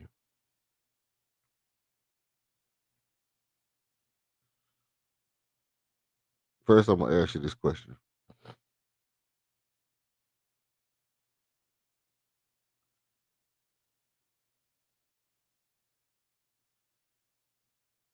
Is was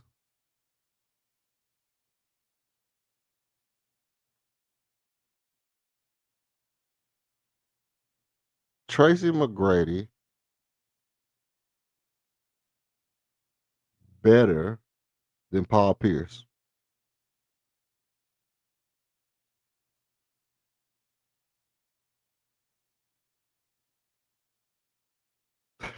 Yeah, that was a good question.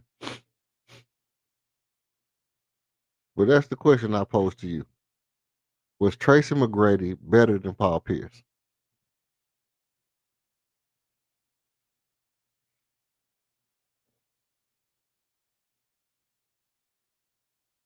Um,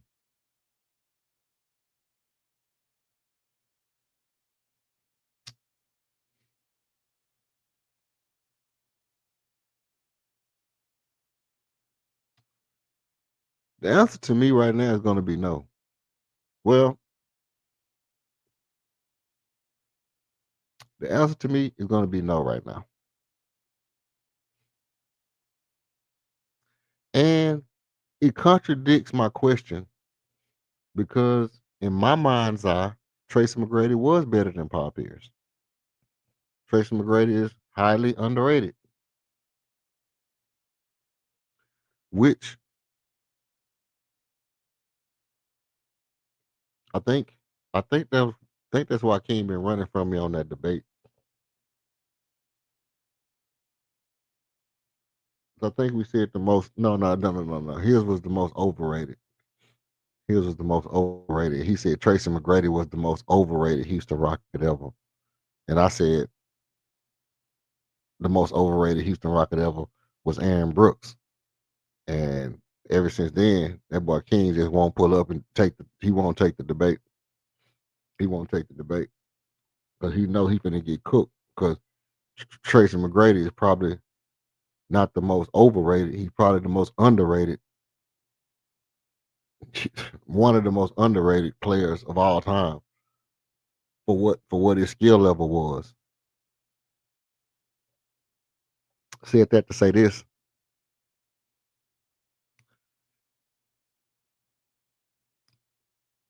I would really say that Paul Pierce is better than Tracy McGrady. Just like I would say that LP is better than Wemby. But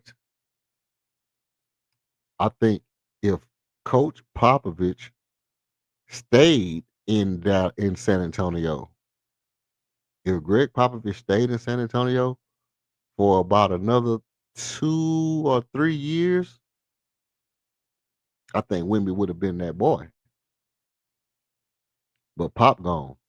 Now that Pop is gone, I can't just say Wemby is better than Alper Sengun because Alper Sengun has a Turkish League MVP. Alper Sengun has led his team to a number 2 seed. Alper Sengun has made it to the playoffs. He's made an All-Star game legitimately. Like had to fight to get to the All-Star game. Like actually had to play a complete whole, you know, half a season and be put on the All-Star game, not just, you know, you very skilled, so you automatically All-Star. And I think what I'm saying is it's something to be said about players when they have a high skill level. Sometimes a skill level, you can be better than somebody, but not be better than them. You understand what I'm saying? If you played ball, and I'm gonna give you an example, kind of like the Paul Pierce example. I'm gonna give you one like this.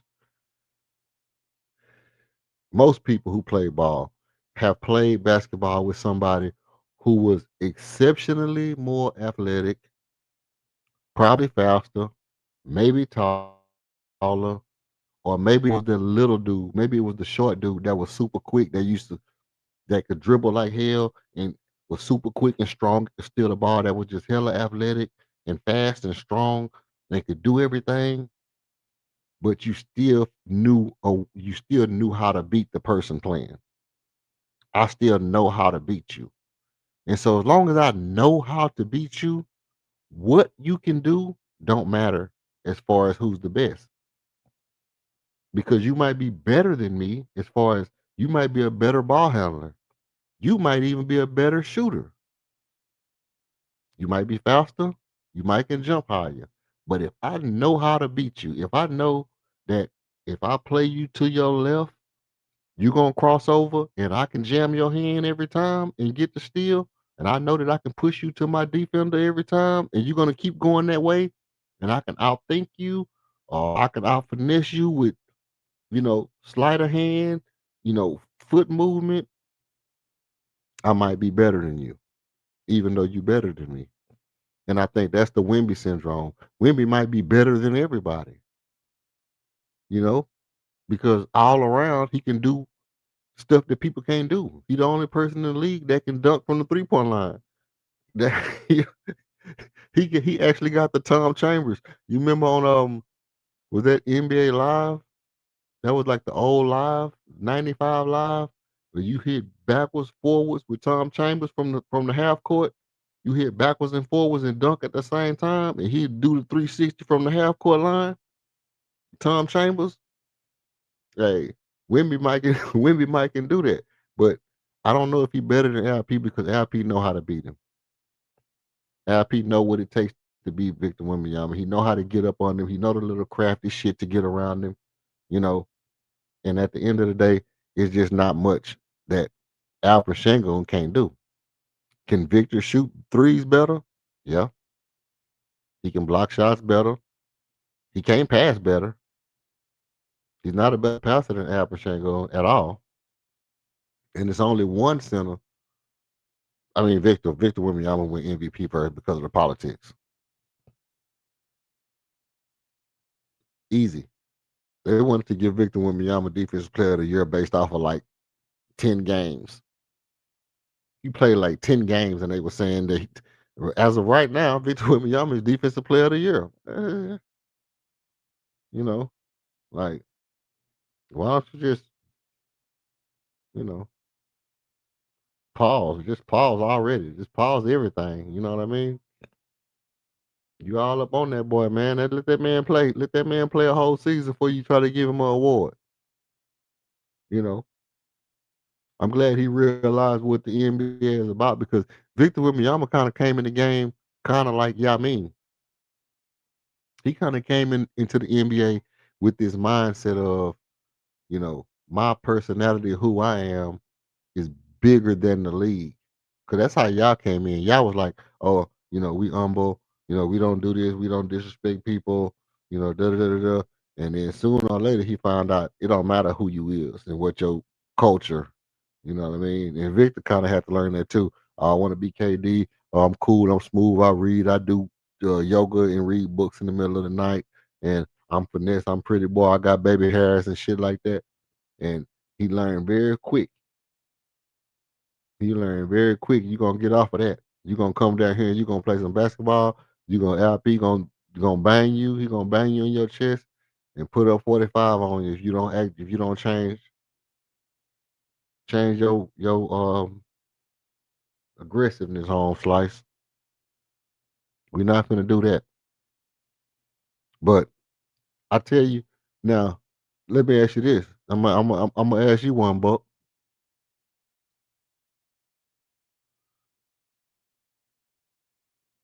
Who ends up being the better point guard? JD Davison or Reed Shepard? I mean, full stop. Full stop. Who's going to be the better point guard at the end of their career? JD Davison or Reed Shepard?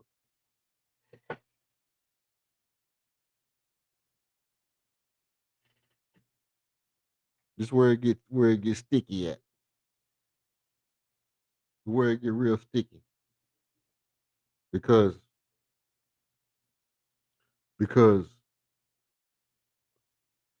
JD Davison has shown that he can be good, but he might not get the chance depending on where he lands.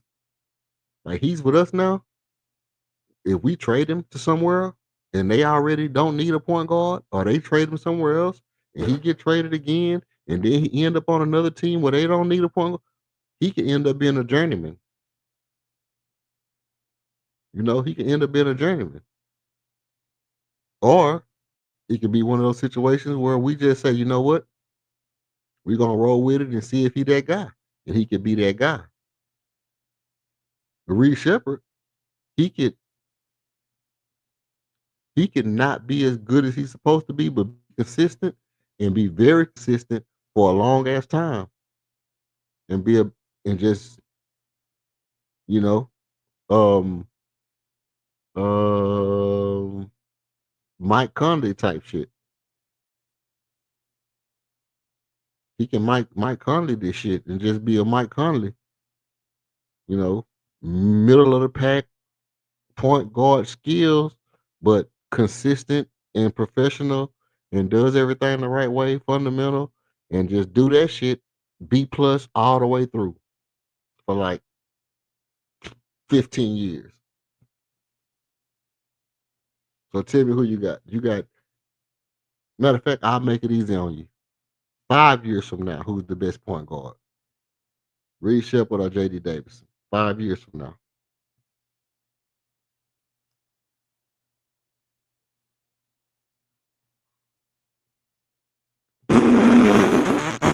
Oh man, that boy, that boy.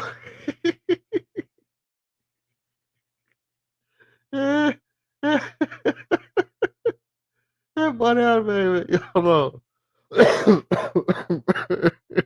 That boy, that ducked me like a mug. That boy, that ducked all the smoke, man.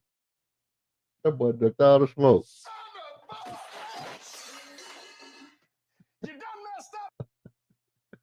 That boy ducked all the smoke, man. Nah. Hey, if you in the chat, man, if you in the chat, tell me who you think end up being the best point guard in 5 years, man.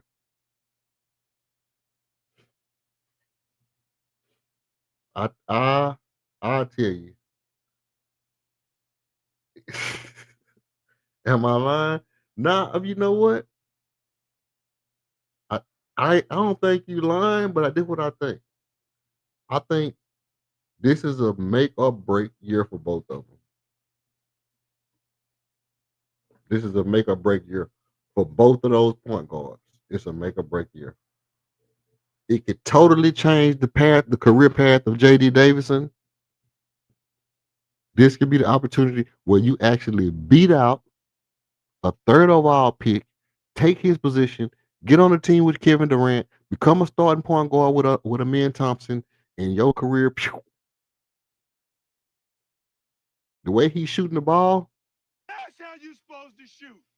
From now on, that's how you shoot. it could take off, or it can be, hey, we're not ready to give up on Reed yet, so we're gonna trade him to a team like LA. I don't know why we would trade him to LA, but let's say let's say he plays very good all the way up until January, and around the trade we get time to make a move and we need to get somebody, and we trade him to a team, and somebody says, hey, we like JD Davidson more than we like Reed Shepard. Hey, but we want to keep Reed anyway. And we ended up trading JD Davidson to a team that's not that good. Well, now he on a team that's not that good, and he don't get to shine like he's supposed to shine. And that can hold him for like another year. And then here's the thing about the NBA. If you don't become a star in a certain amount of time, you just a role player, buddy. No matter how good you is, if you don't become a star in a certain amount of time, the way branding is in the NBA, they brand players and they sell stories. So if you don't make your brand and your story worth the salt before you get to a team, you're not just gonna blow up and be a damn star after year 5 and 6 and 7. Nah, you gotta already have a name and a brand. Then they'll let you be a star. They'll put you behind somebody who they trying to make a star because they're a business and they got to sell that name on the front of the jersey.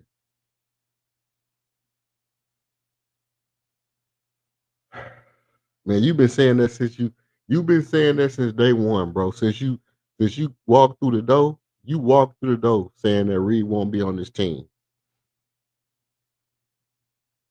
You walked through the door saying Reed won't be on this team. And if Reed get traded off this team, I'm gonna have to salute you. I'm gonna have to give you a general salute and a standing ovation.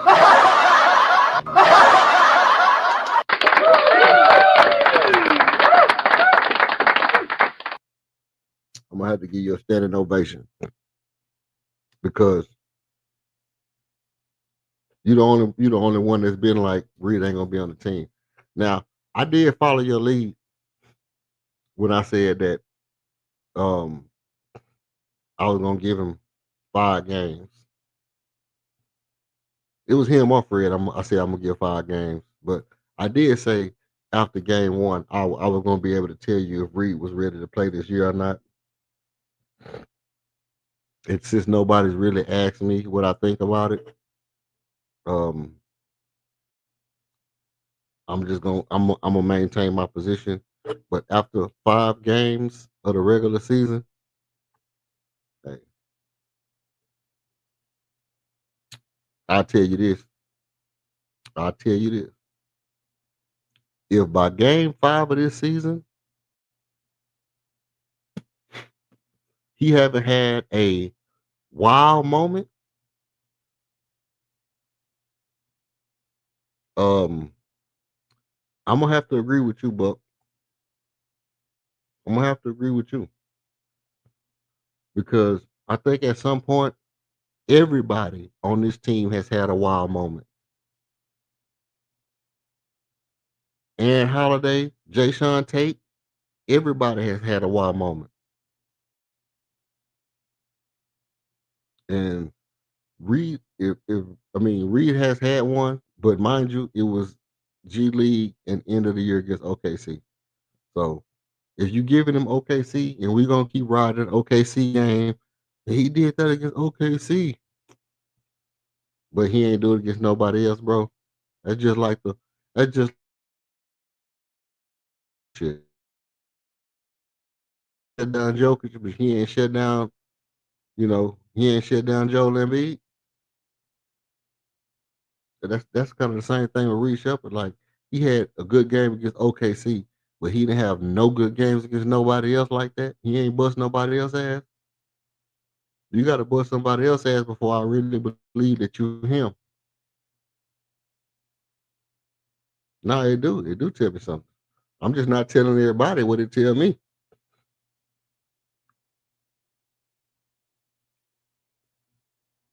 We got 5 people in here. You know what? 7 people, 8.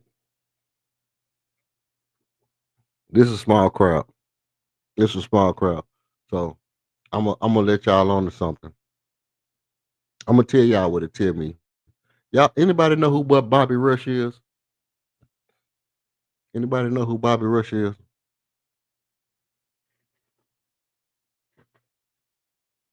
I'm gonna put y'all up on Bobby Rush right quick. I'm gonna just see if I can find this clip that I'm gonna fill y'all in.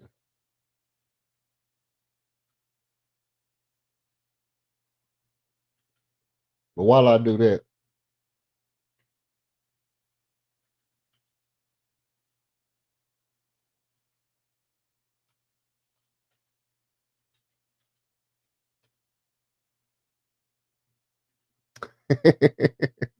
let me see if this is the joint.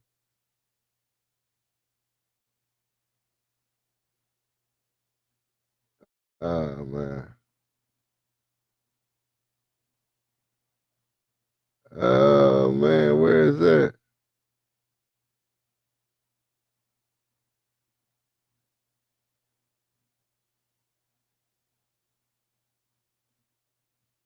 Oh man, it ain't on here.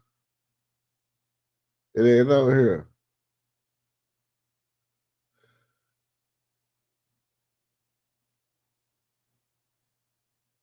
Okay. I have to find out exactly what it is. Let me see. Let me look over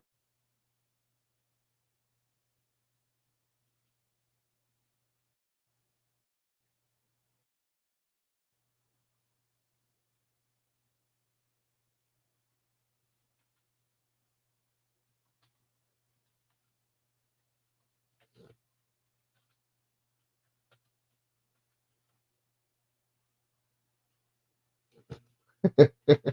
Give me 1 second, bro. Give me 1 second. I'm gonna see.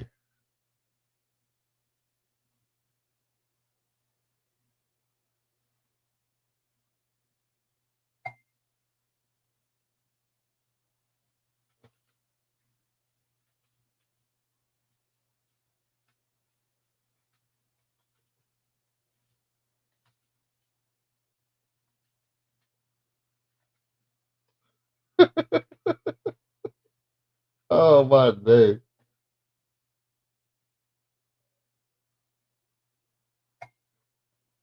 All right.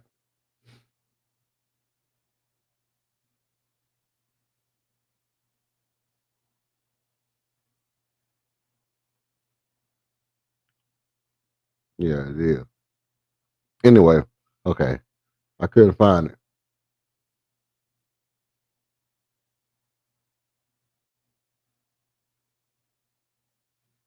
Okay. So let me tell you. You know I spelled the words wrong, bro. Anyway, look, I'm gonna tell you. I'm gonna tell y'all. I'm gonna tell you. Y'all really want to know what I think?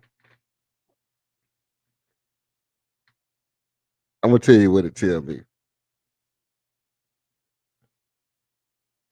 The first thing is this. The first thing it tells me is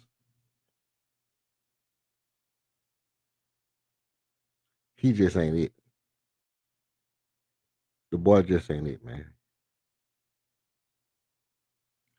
Mind you, mind you, it's only his second year.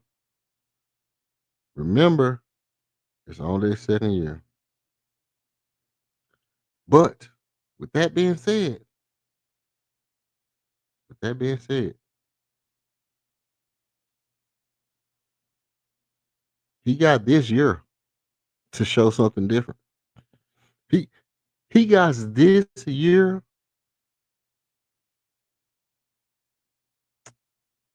He's on the team. He got this year. He need to bust about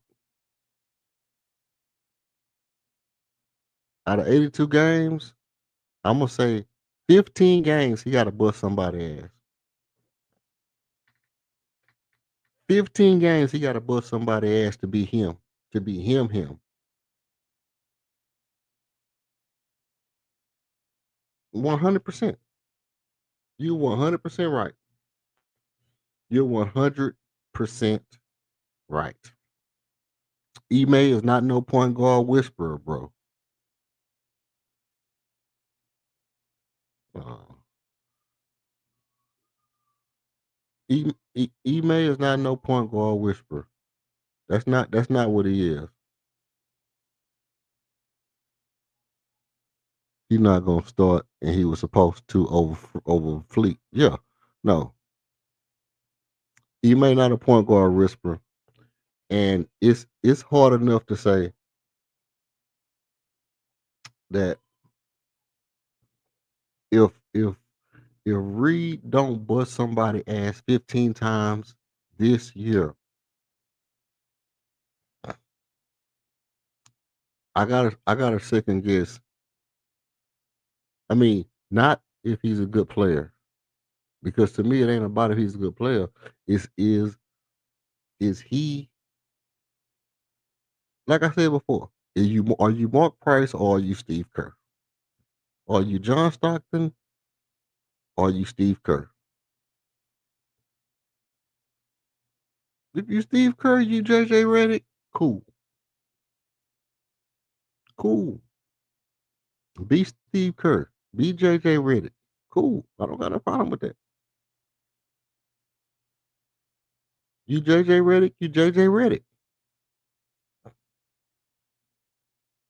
See? I ain't got no problem with it. But just let me know. Let me know if that's who you is. Don't have us thinking that you don't have me thinking you Mark Price. Don't have me thinking you what's his name? What's your man's name? Draja Petrovic. Don't even have me thinking you JJ Burrell, Steve Nash. And I know I'm naming out of white people. I'm not trying to be racist, per se.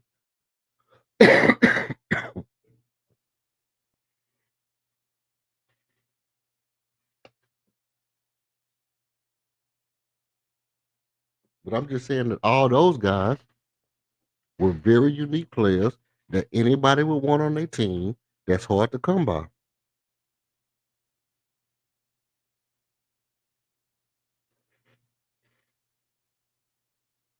No, listen.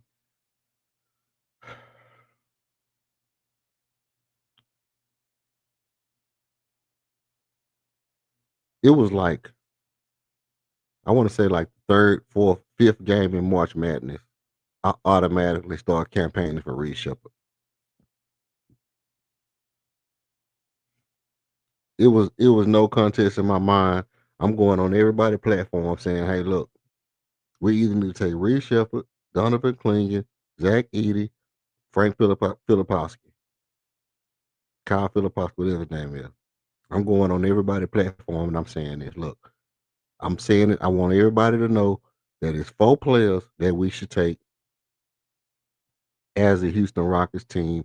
We don't take one of these 4 players, I'm going to feel like somebody is asleep in the front office.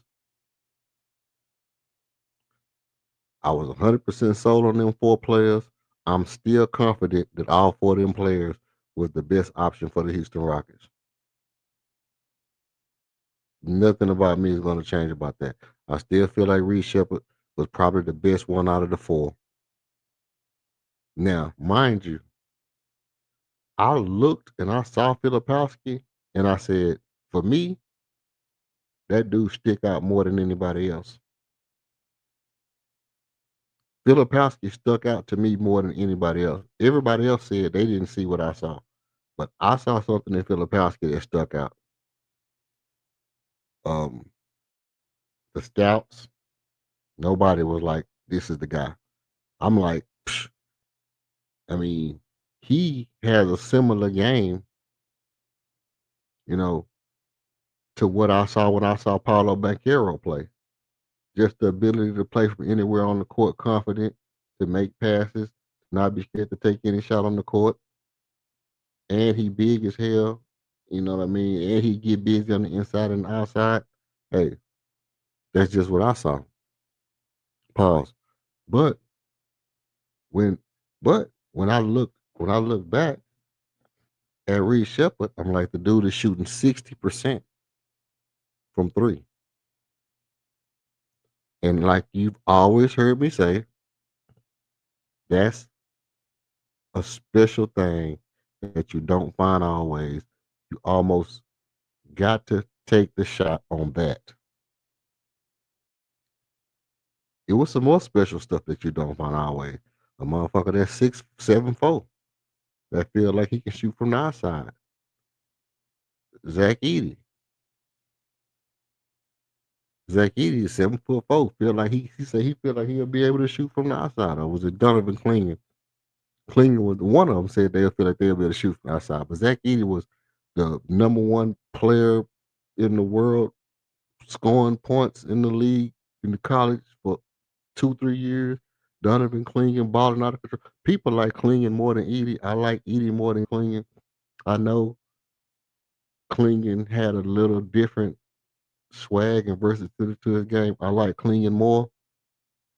But after watching Clingan and Edey, I like Clingan more than I like Edey.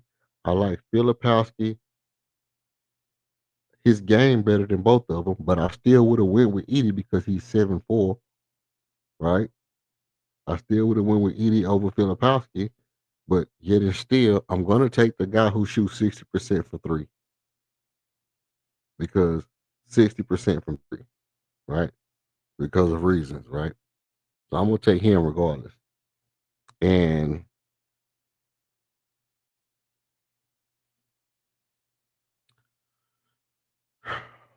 I get it.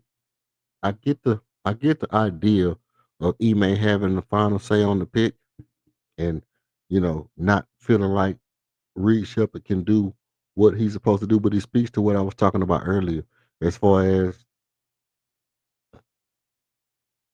Ime is not off. I mean, he's not off watch. Like I know people like, man, you can't say nothing about Ime. You can't talk about Ime. Bullshit. I can't talk about Ime. I mean, I'm gonna say Ime is a great coach. He's a top three coach in the league right now. Easy, easy top three coach in the league. But if you don't think I'm going to question whether or not his offense is progressive enough or um, expanded enough, is it lucrative enough, is enough opportunities to do different things for everybody, I got to question it. And the way you're going to be able to tell if you have a guy like Reed Shepard and Ime makes him better.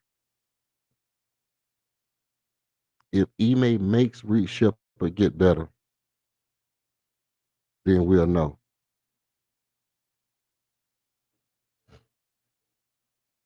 Because what we've seen is we saw Jalen Green when he was with Stone, and Jalen Green, rookie year, Jalen Green was cooking people. Jalen Green was cooking people his rookie year. Remember what he did to the Lakers his rookie year? Remember what he did to the Lakers his second year? Now, let me tell you the truth. When Jalen played against the Lakers and Ime gassed him up with the, hey, um, they took Austin Reeves over you to the Olympic shit, and he gassed up Jalen, and Jalen went out there and cooked the Lakers, put the key in his back. That's a real coach move. But what about dialing up plays where they just can't stop him? What about dialing up plays where he at his absolute best? Did we see that? Did we see Ime do anything that made the game hella easy for Jalen Green? I don't know. I don't know. I see a lot of pick and rolls, dribble handoff. Pick and roll, and I guess that's what everybody do, pick and roll, dribble handoff. But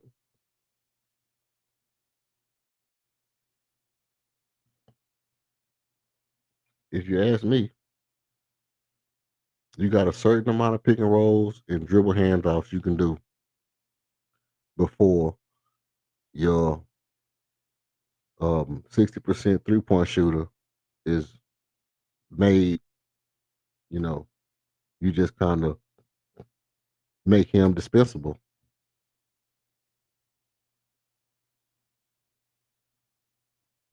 That's my take. You running pick and rolls and dribble handoffs, guess what? Your 60% 3-point shooter is gonna be dispensable. If you're running double picks and back screens, your 60% 3-point shooter is valuable.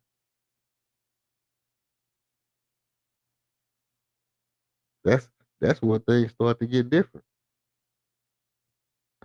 I don't I don't think it's a matter of whether or not Reed Shepard can be a great shooter or not. I think the only thing that matter, and I said the only thing, I,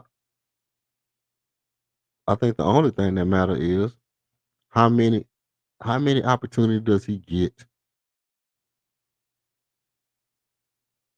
to be able to be in an advantageous situation that allows him the confidence to grow and not be groomed, but to grow into his full potential under the guise of this is what he's going to be doing. This is what he's valued at. See, if you don't mind, I'm going to jump on a little soapbox right quick. We, as men, you grow into what you're valued as. I don't have to preach. It ain't even close to Sunday. But when somebody value you as something and that's what you feel like you're supposed to be, you can grow into that faster. But if somebody don't feel like you're something, but they value you as something else, you will grow into that. Or you'll grow apart. So the problem that Reed is gonna have is we know that he's a good defender. He's gonna grow and grow defensively.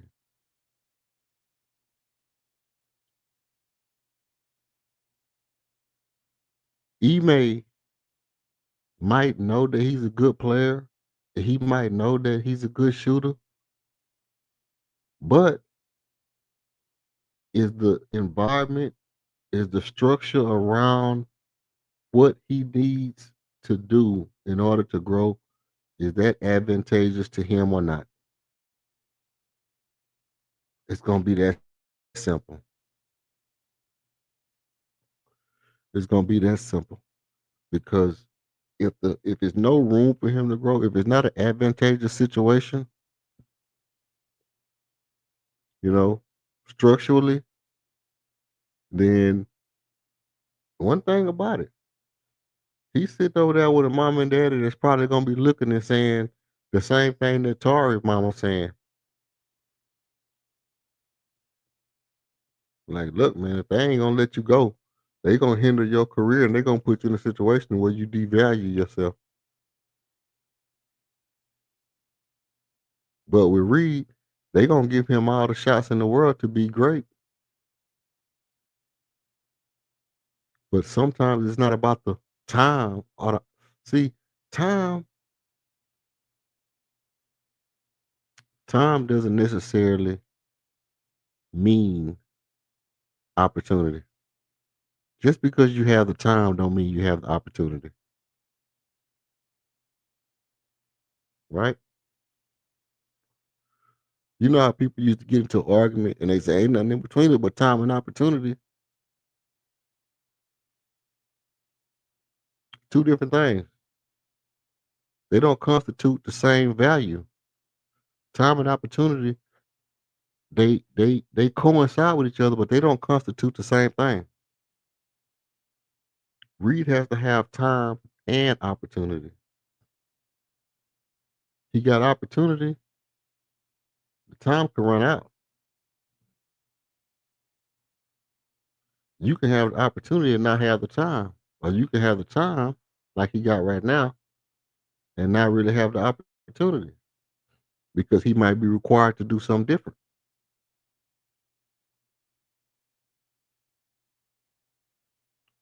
See, one thing that we try to do, and I tell you like this. One thing you can try to do is you can try to make the most of your time to give yourself the best opportunity. You know, you could take every opportunity and try to, like they say, opportunity knocks you open a door. You could open every door and try to take every opportunity and be grateful of the time that you had to take that opportunity. But it doesn't extend the amount of time it takes to take that opportunity, if you understand what I'm saying. And that's where Reed Shepard is.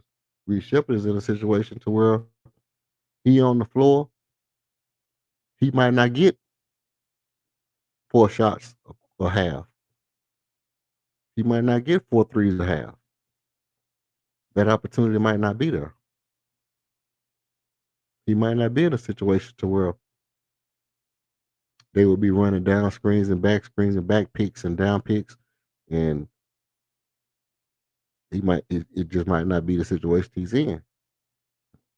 He might be on the floor enough time, but he might not have the opportunity to take them 8 threes. And I think what he needs is he needs the opportunity to take 8 threes.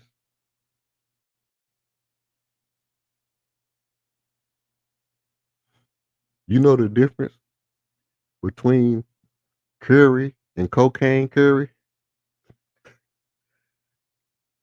Chef Curry, realized my opportunity might not be at 23 feet. My opportunity might be at 30 feet. My opportunity might be at 32 feet. That might be my best opportunity. Is Reed advantageous enough to say to himself, my best opportunity might be at 28 feet? My best opportunity might be at 29 feet? Because if he's not, if he's waiting on a 21 footer from the corner, that might go to Jabari. And I'll tell you something else. If you in the corner and somebody can pass you the ball, that means they're in the middle of the floor or by the rim. And guess what else? If they're in the middle of the floor, their name might be Kevin Durant, and he's probably not going to kick the ball to the corner. That's just the size of it. If Kevin Durant or Alperen Sengun got the ball where they be at, when they be where they probably not kicking the ball to that corner a lot of times. That means you might get 3 or 4 shots. You might have to take your opportunity a little farther out, bro.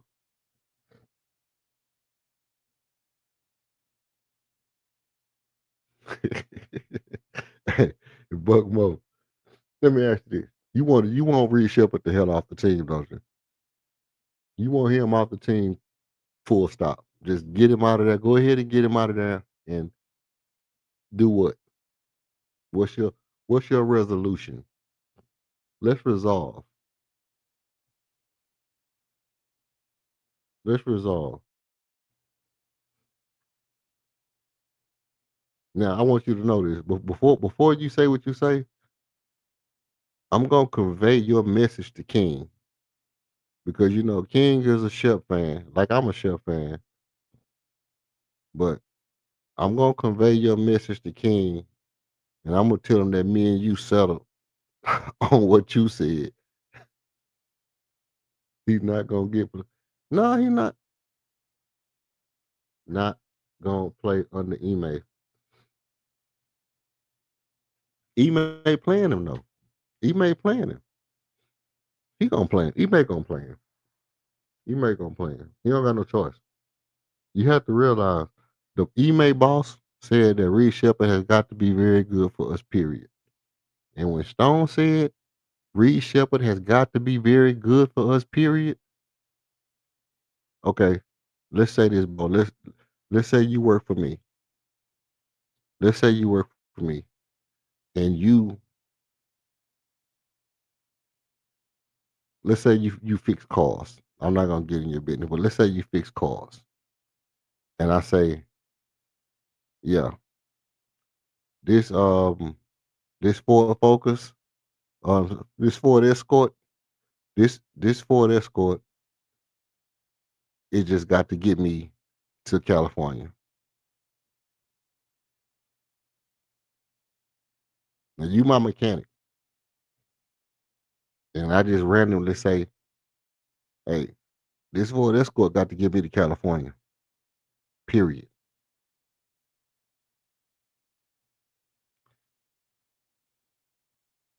Do you think I'm finna trade? Do you think you can just get rid of the Ford Escort because you don't like the Ford Escort, or do you think you got to fix that Ford Escort so I can get to California?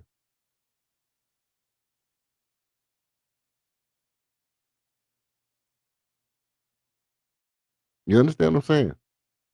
You understand what I'm saying? Stone said Reed Shepard has got to be good for us, period. He put a lot of onus and accountability on Ime to make sure that Reed Shepard has got to be good for us, period. Ime has got to take the responsibility and make sure Reed Shepard is good for us, period. Well, Stone didn't say they had to be good for us. He didn't say that.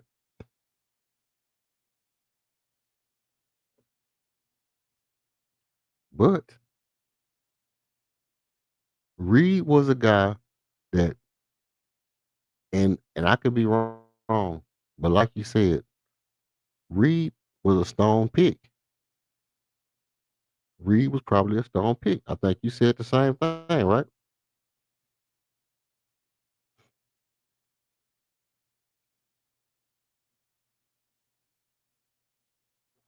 And with Reed being a Stone pick, guess what? If that pick don't, and it's because Ime didn't make it what it was supposed to be. Guess who head gonna roll first? Stone or Ime? Guess who's gonna be the first one head gonna roll if Reed Shepard don't pan out?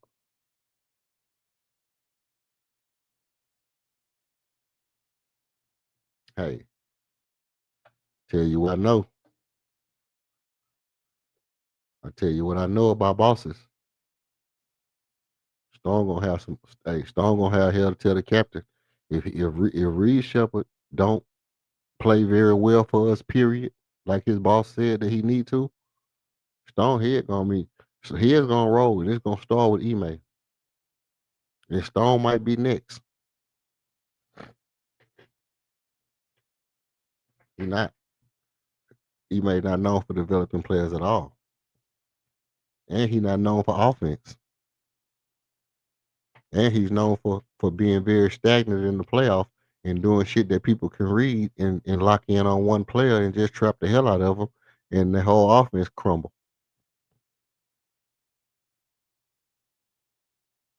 So guess what that means? That means let me tell you what Ime is known for. Ime is known for turning around a team, making that into a championship team, making that into a championship defense, teaching guys how to win and how to be hard nosed players, teaching guys how to play hellified defense, and then leaving, and then that team going to the championship.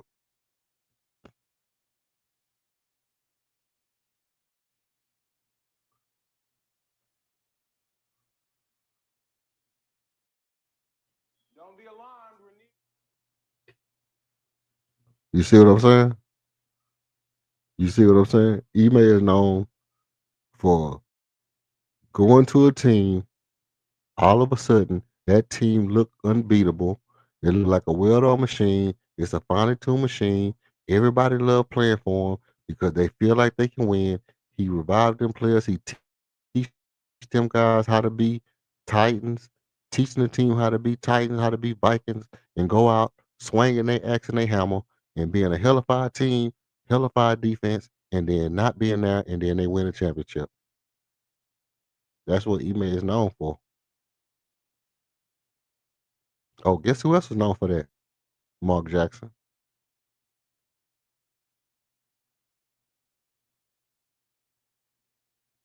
Mark Jackson.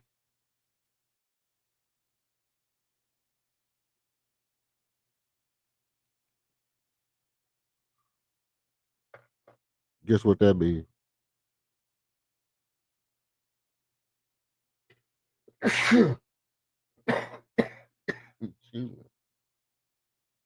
Guess what that mean to me? That mean that he may get us to where we need to be, and something happened to where he not the head coach no more. I believe that the person who come in after him will get us to the championship because he'll be the finely tuned this team and taught us how to be winners and taught us everything we need to know to be a championship team. except get us the right offense and put guys in the best position to be in because he's too much of a stickler, like a lot of those guys be. And then when that next coach come in, he's gonna be a little bit more lax. He's gonna have a little bit more creativity. He's not gonna be clear cut and dry, army general, pound the pavement, do push ups and you know, uh burn your Fruit Loops. You know what I mean? You're not gonna get burnt all day. And next thing you know, what? Championship. I agree. Not well. No, no. Let me say this. I think that if Ime has the exact right players, he can beat another Greg Popovich. But here's the thing about Greg Popovich. Greg Popovich was more creative than what people give him credit for because but Greg Popovich was creative, but he also was very meticulous and everything was, you know, do it like it's the military, but it's still creative, like it's a fashion show. We walking this runway, we doing all this creative shit like an art gallery, but it's an art gallery, but do it like it's the military.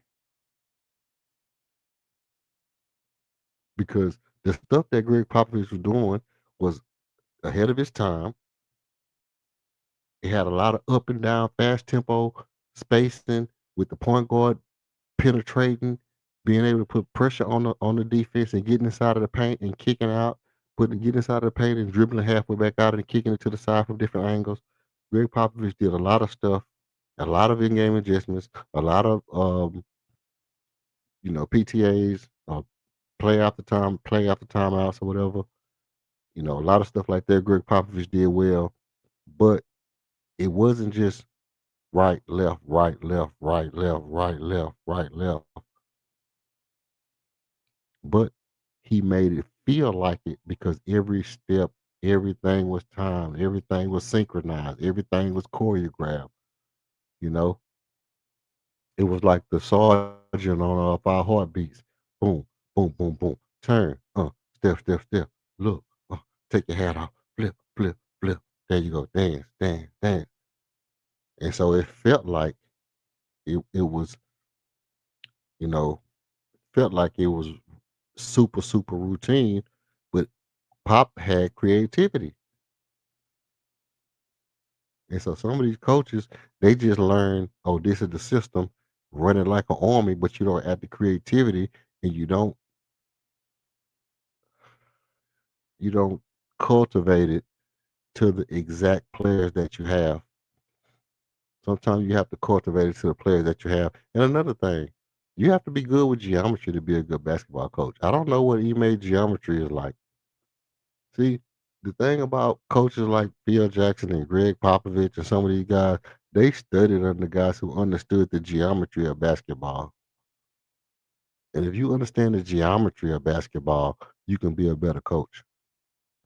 It's not all about I know what place to run. I can tell you what place to run and just do it like this, do it like that, and I'm gonna drill it into you because I'm a drill sergeant. How about you understand the geometry of the shit? How about you look at these half circles and semicircles and radiuses and 360 degrees and 45 degrees here, 45 degrees there, 90 degrees here, 90 degrees there. How about you know what that shit is and you make, like you say, make in-game adjustments based off of the way people playing. Now, Ime is exceptional at designing defenses. Maybe not even just designing them, but knowing how to mix them up.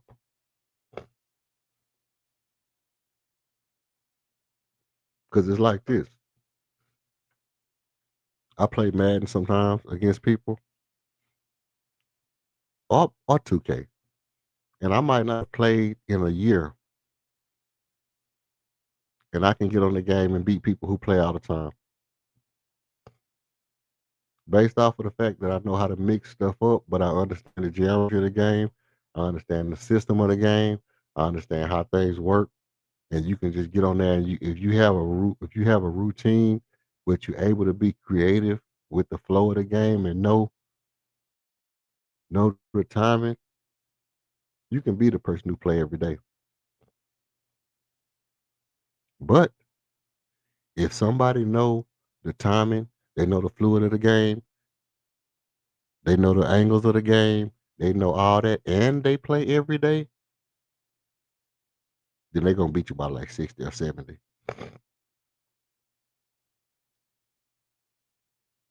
You know, that's just what it is.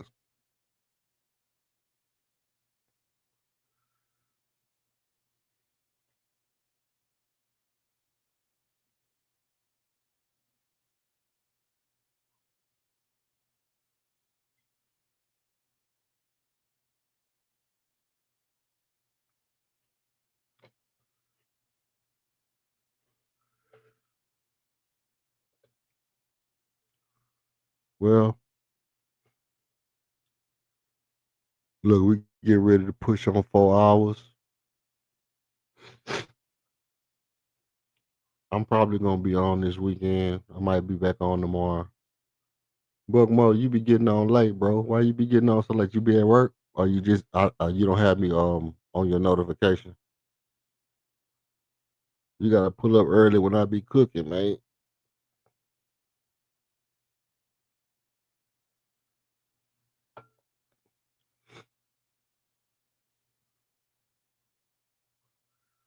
But see, you ain't even look at the title.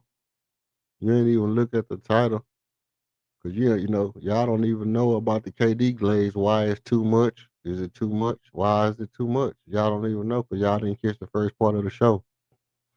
Then y'all will be like, man, you probably feel the same way. You probably feel like dude Glaze and KD too much anyway. Cause you got a little common sense about the way that you feel about it. But it's one of them things where it's like, hey, if you didn't catch it, go back and listen to the beginning of it. Um, why I said the KD Glaze is a little too extra.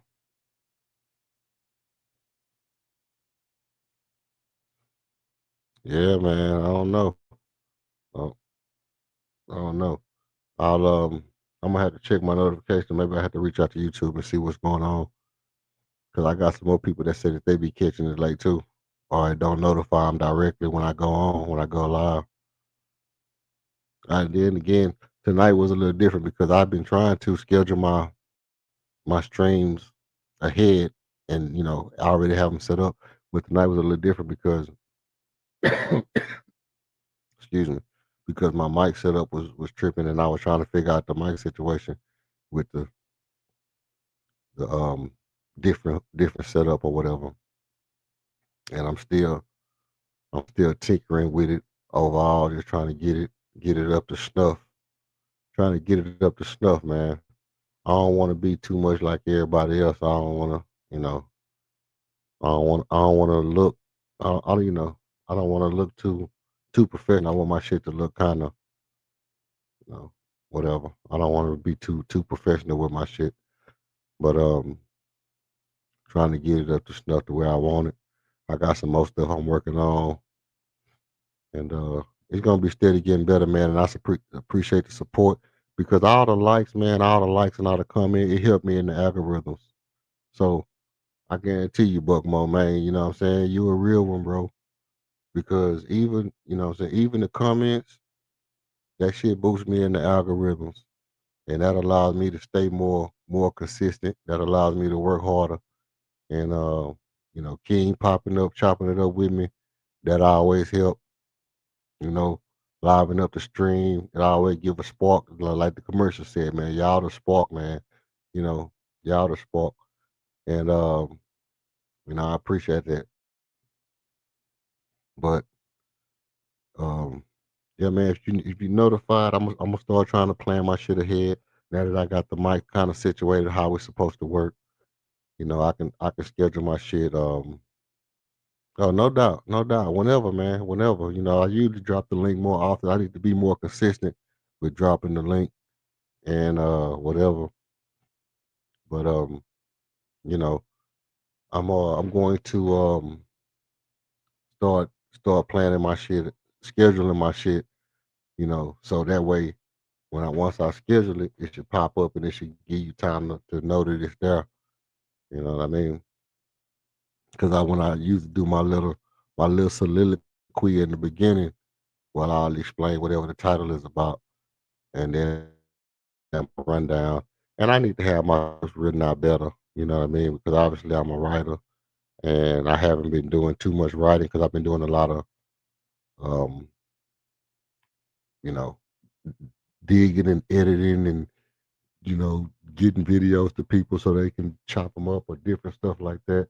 I just been doing a lot of shit, just trying to get the channel to where it's interesting, so that when stuff start to kick off, you know, it'll all roll together.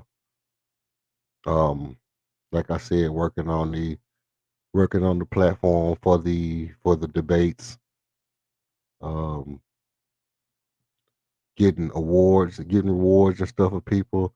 I've been reaching out to some people to help get some rewards, some pretty good rewards at that, man. You know, I think I got somebody that's gonna come with some Houston Rocket dominoes. Maybe that'll go to the number one debater. Uh, Maybe the Houston Rocket dominoes will go to the number one debater.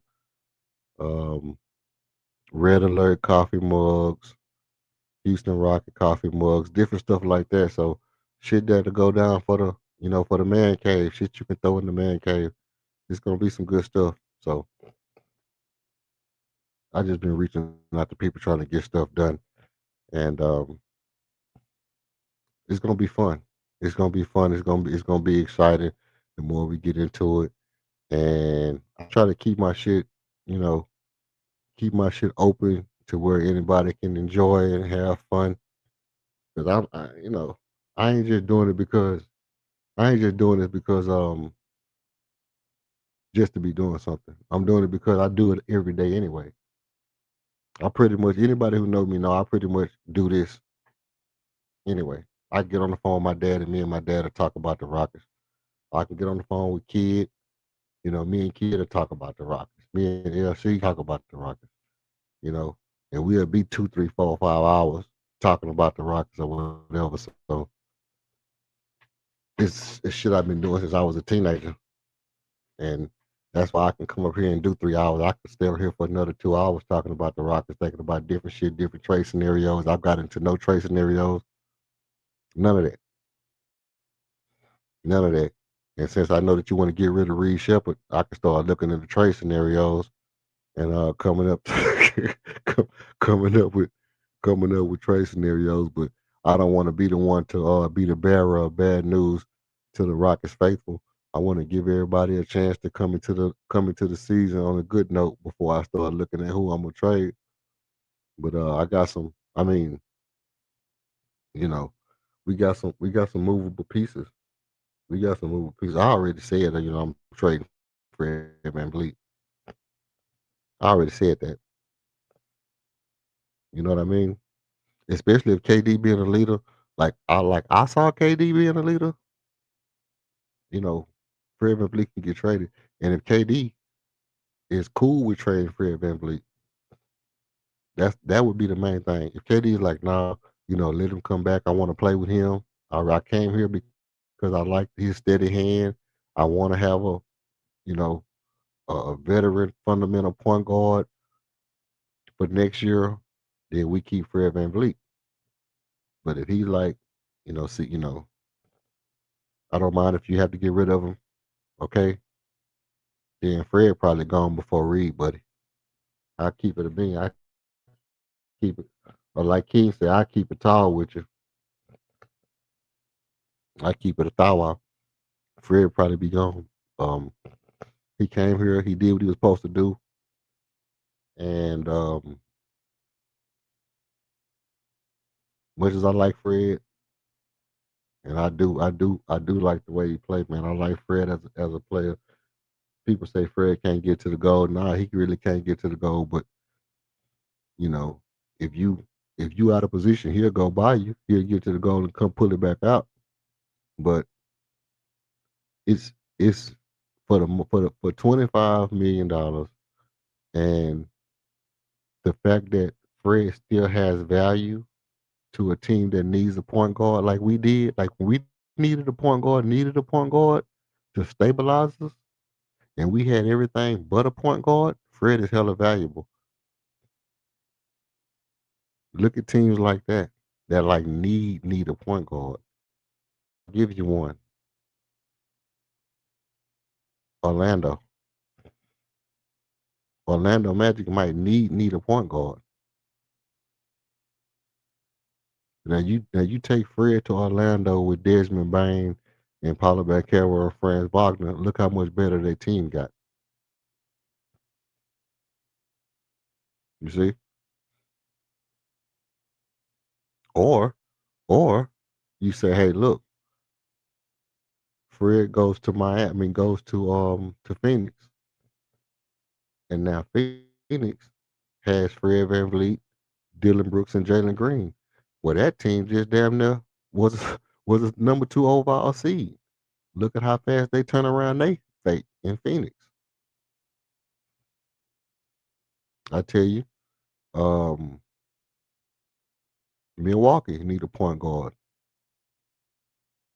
They need a point guard.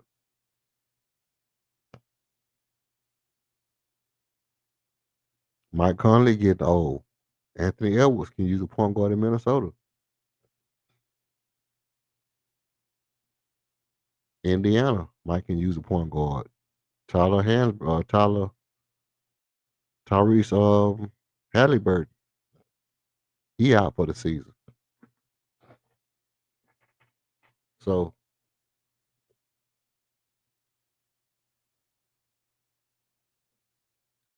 it's options. It's options. It's ways to move. It's ways to move to where, you know,